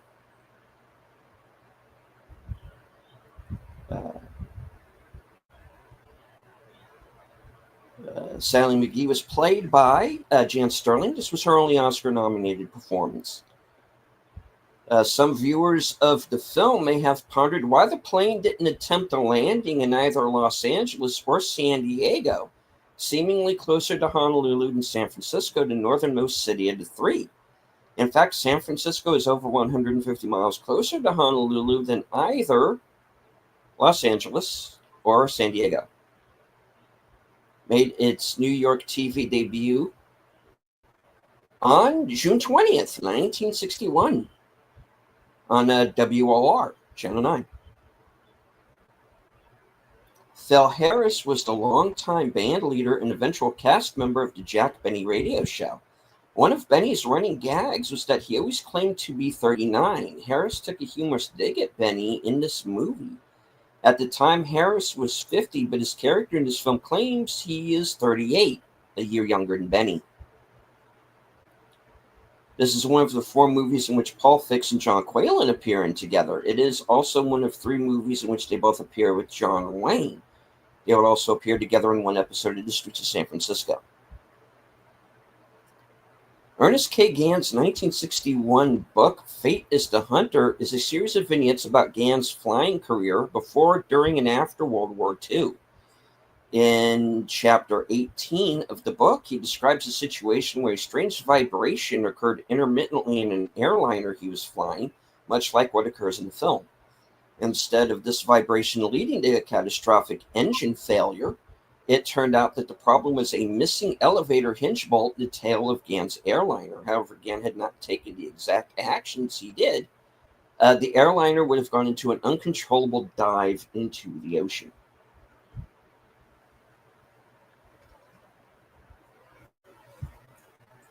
Okay. Included among the American Film Institute's 2001 list of the 400 movies nominated for the top 100 heart-pounding American movies. The film was frequently cited as one of the inspirations behind the parody movie Airplane, Robert Stack starring in both movies. Pedro Gonzalez and John Wayne had an interesting connection. Gonzalez, who was extremely poor at the time and functionally illiterate, had been a contestant on the Groucho Marx's game show You Bet Your Life. Wayne happened to be watching the show, and Gonzalez's nervous fumbling and the unwittingly hilarious things he was saying struck Wayne as being so funny that he contacted the show, obtained Gonzalez's contact information, and offered him a part in the movie. From that point, Gonzalez would be seen as a regular member of John Wayne's standard troupe of actors. Beyond transforming his life, transforming Gonzalez's life, it affected his family too. His grandson, Clifton Collins Jr., become a very successful actor in his own right. Yep.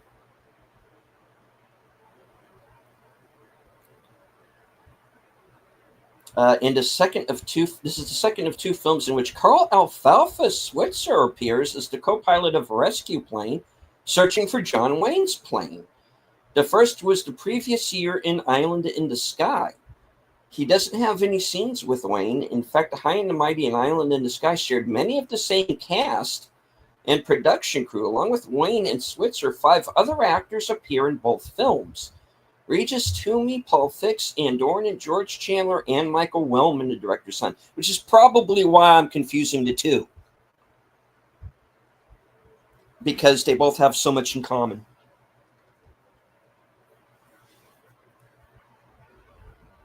Ed and Clara Joseph give their ages as 38 and 33, but actors Phil Harris and Ann Doran were actually 50 and 43 at the time. John Wayne was widely felt to look too young for his character, whereas Spencer Tracy would have looked the right age.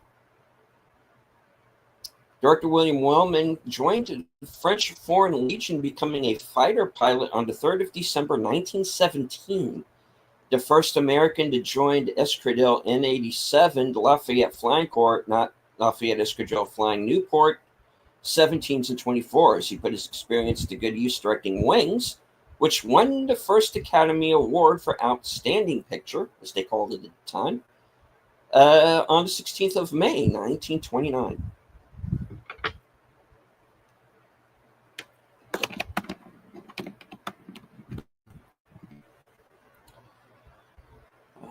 All right. The only thing Wayne's character whistles, other than the theme tune, is "Rambling Wreck" from Georgia Tech. The Georgia Tech Yellow Jackets football team was perennial title contender in the early 1950s and won the national championship in 1952. As a result, the Jackets' fight song became well known as that of Notre Dame. Became as well known as that of Notre Dame. Oddly, it is the Tech song, which has Irish roots, the traditional type Irish jig often heard in public house drinking songs. All right. Features a character named Humphrey Agnew. By coincidence, Humphrey and Agnew were the last names of the 38th and 39th vice presidents of the United States, respectively, but neither took office until more than a decade after this film's release. Aircraft feature prominently in the film, including 2 unusual aviation events. The U.S. Coast Guard's short-lived use of the B-17 PB-1G Dumbo rescue aircraft, along with a brief launch clip of experiments with the Navy JB-2 version of the V-1, an early kind of cruise missile and an atomic missile test site. Post-war use of piston engine aircraft in oceanic flights was a key element of the film, which required the use of a then modern airliner. The film was initially budgeted at $1.32 million, but cost overruns led to a total cost of $1.47 million. For directing, Wellman received $100,000 as well as a portion of the film's profits. Wayne earned $175,000 in addition to a percentage of the film's box office receipts. The film received mostly positive reviews and has grossed $8.5 million since its theatrical release. Initially, William Wellman had reservations about the intimate storylines which dominate production, preferring to focus more on the airliner and pilots. Yet, after script deliberations set out the final screenplay, he endorsed the novel approach and harkened back to the earlier ensemble film, such as Grand Hotel. Most of the cast sat in the passenger cabin for weeks during filming on sound stages in Hollywood. Cast members recalled disliking the experience. Claire Trevor called it a dreary picture to make. Wayne and Stack did not face similar problems since they were filmed separately and comfortably on the cockpit set. Additional filming took place in San Francisco, as well as the Royal Hawaiian Hotel and Waikiki Beach in Hawaii. Exterior airport scenes were filmed at the Glendale Grand Air Terminal east of Burbank, California, where an outdoor film set was constructed to replicate the terminal gates at the SFO in the early 1950s. Additional exterior shots were taken at Oakland Municipal Airport, including all boarding, engine run-up taxiing, and takeoff scenes used in the opening sequence. The external night and damaged in-flight sequence were filmed in a studio where a large-scale filming miniature was photographed against backdrops. The High and the Mighty is a 1954 American aviation disaster film directed by William A. Wellman, written by Ernest K. Gannon, also wrote the 1953 novel a screenplay is based on. Filmed in Watercolor and CinemaScope. Film's cast headlined by John Wayne, also the project's co-producer. The flying boat seen briefly being readied for the rescue attempt, but then not shown again, is a Martin P.B. Mariner operated by the U.S. Coast Guard from 1943 until the mid-1950s. It was essential that Jan Sterling shave her eyebrows in preparation for a climactic scene, and they reportedly never grew back. The High and the Mighty is easily the finest hour of Sterling's career, and her willingness to strip herself bare of all makeup on camera was considered groundbreaking for an actress of that era, as glamour on and off screen was a 24/7 requisite for movie stardom. Sterling and Paul Kelly performed the scene in one sustained take, but director William A. Wellman moving the camera only once, tightening in on Sterling's face as she finally turns frontal and reveals herself, literally and figuratively stripped Kelly. Brilliantly executed scene netted Sterling a much-deserved Oscar nomination, although she ultimately lost the award to Eva Marie Saint for On the Waterfront. The flying scenes were filmed during the third week of November 1953 using a DC-4 borrowed from Transocean Airlines. The ending scene showing all of the passengers and crew disembarking in San Francisco, according to the pilot, was actually filmed at the old and now defunct Glendale Air Terminal, where a special outdoor movie set was constructed to replicate the terminal gates at San Francisco in those days. Director William A. Wellman subtly wove the theme of redemption throughout the film, particularly in the plights of Sally McKee and Dan Roman. Wellman was bolder with the climactic landing sequence, fashioning the runway lights into an unmistakable shape of a cross. All right. And that is all of the trivia. The scrolls are closed. Excellent. Yep.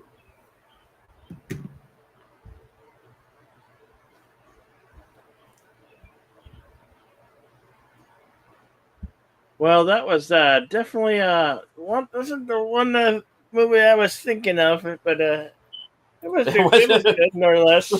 It wasn't the one I was thinking of either. So, got us both on this one. Yeah.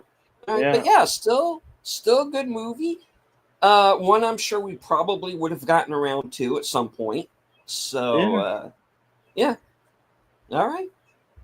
We get Das Boot coming up on Action Theater on Thursday, back at its regular time.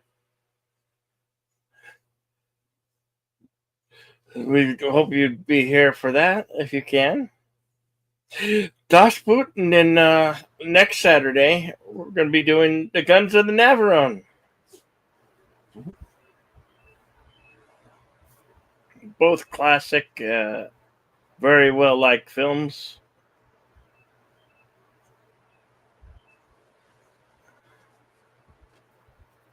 right? What do And you, of course, what do you think? yeah, all for it. Both good films. So, and would be the first time we've done them on the show. So, Yeah. yeah.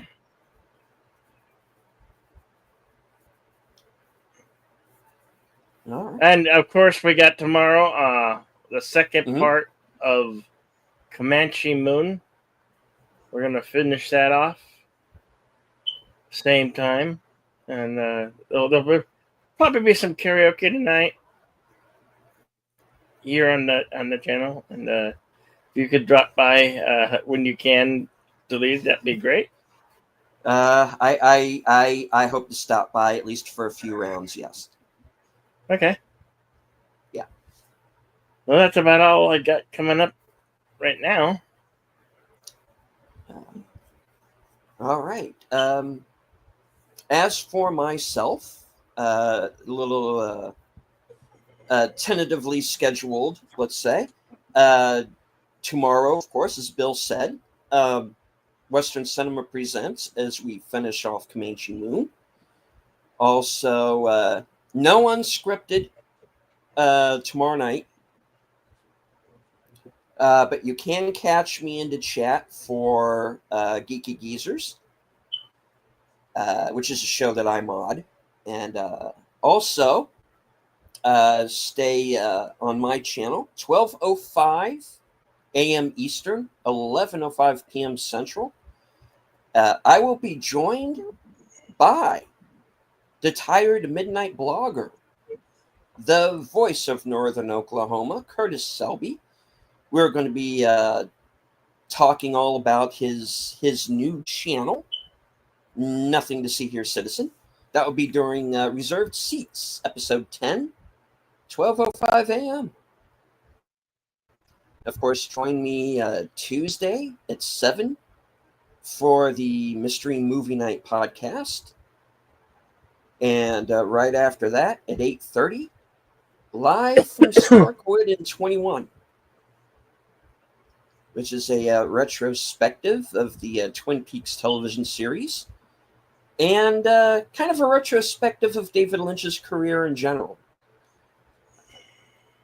Then, of course, Thursday, as Bill said, join us right back here, Action Theater, returning to its regular time for Das Boot. And I take it that will be the theatrical edition? Yeah. Right? Okay. Yep. Because remember, that was in Germany actually a miniseries, a television miniseries, believe it or not. Mhm. So there is a 5-hour version out there, but we're not going to be doing that one. We're going to be doing the theatrical version. Yeah. Yeah. The classic theatrical one from 1981. Yes. Starring, of course, Jürgen Prochnow, who went on to be in many other movies, usually playing villains, but not always. Herbert Grönemeyer, who was kind of like the German Bruce Springsteen. You know, he's in this one as well. And of course, the cinematography by Joost Vacano, who was a frequent collaborator with Paul Verhoeven. And he did Total Recall and Starship Troopers as well. And I think RoboCop. I don't remember.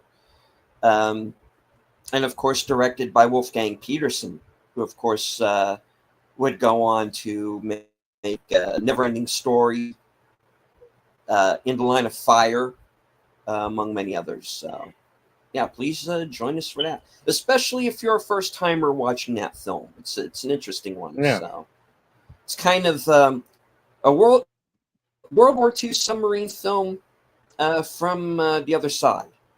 Mm-hmm. So yeah, and doesn't go into the directions that you think it's going to, and I'm going to be talking about that when we get into the film. So All right. As I always say, be excellent to one another, party on, and we can't wait to see you on the next one.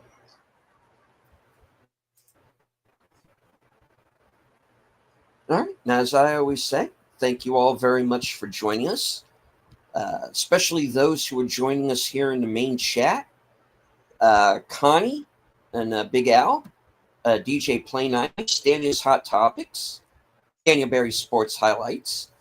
I do, however, want to remind everybody real quick, I am going to be joining Al this upcoming Friday for Films with Friends, and we are going to be watching Near Dark from 1987, vampire film. Yeah. With half the cast of aliens as vampires. Late Bill Paxton. Yep. Lance Henriksen, Jeanette Goldstein.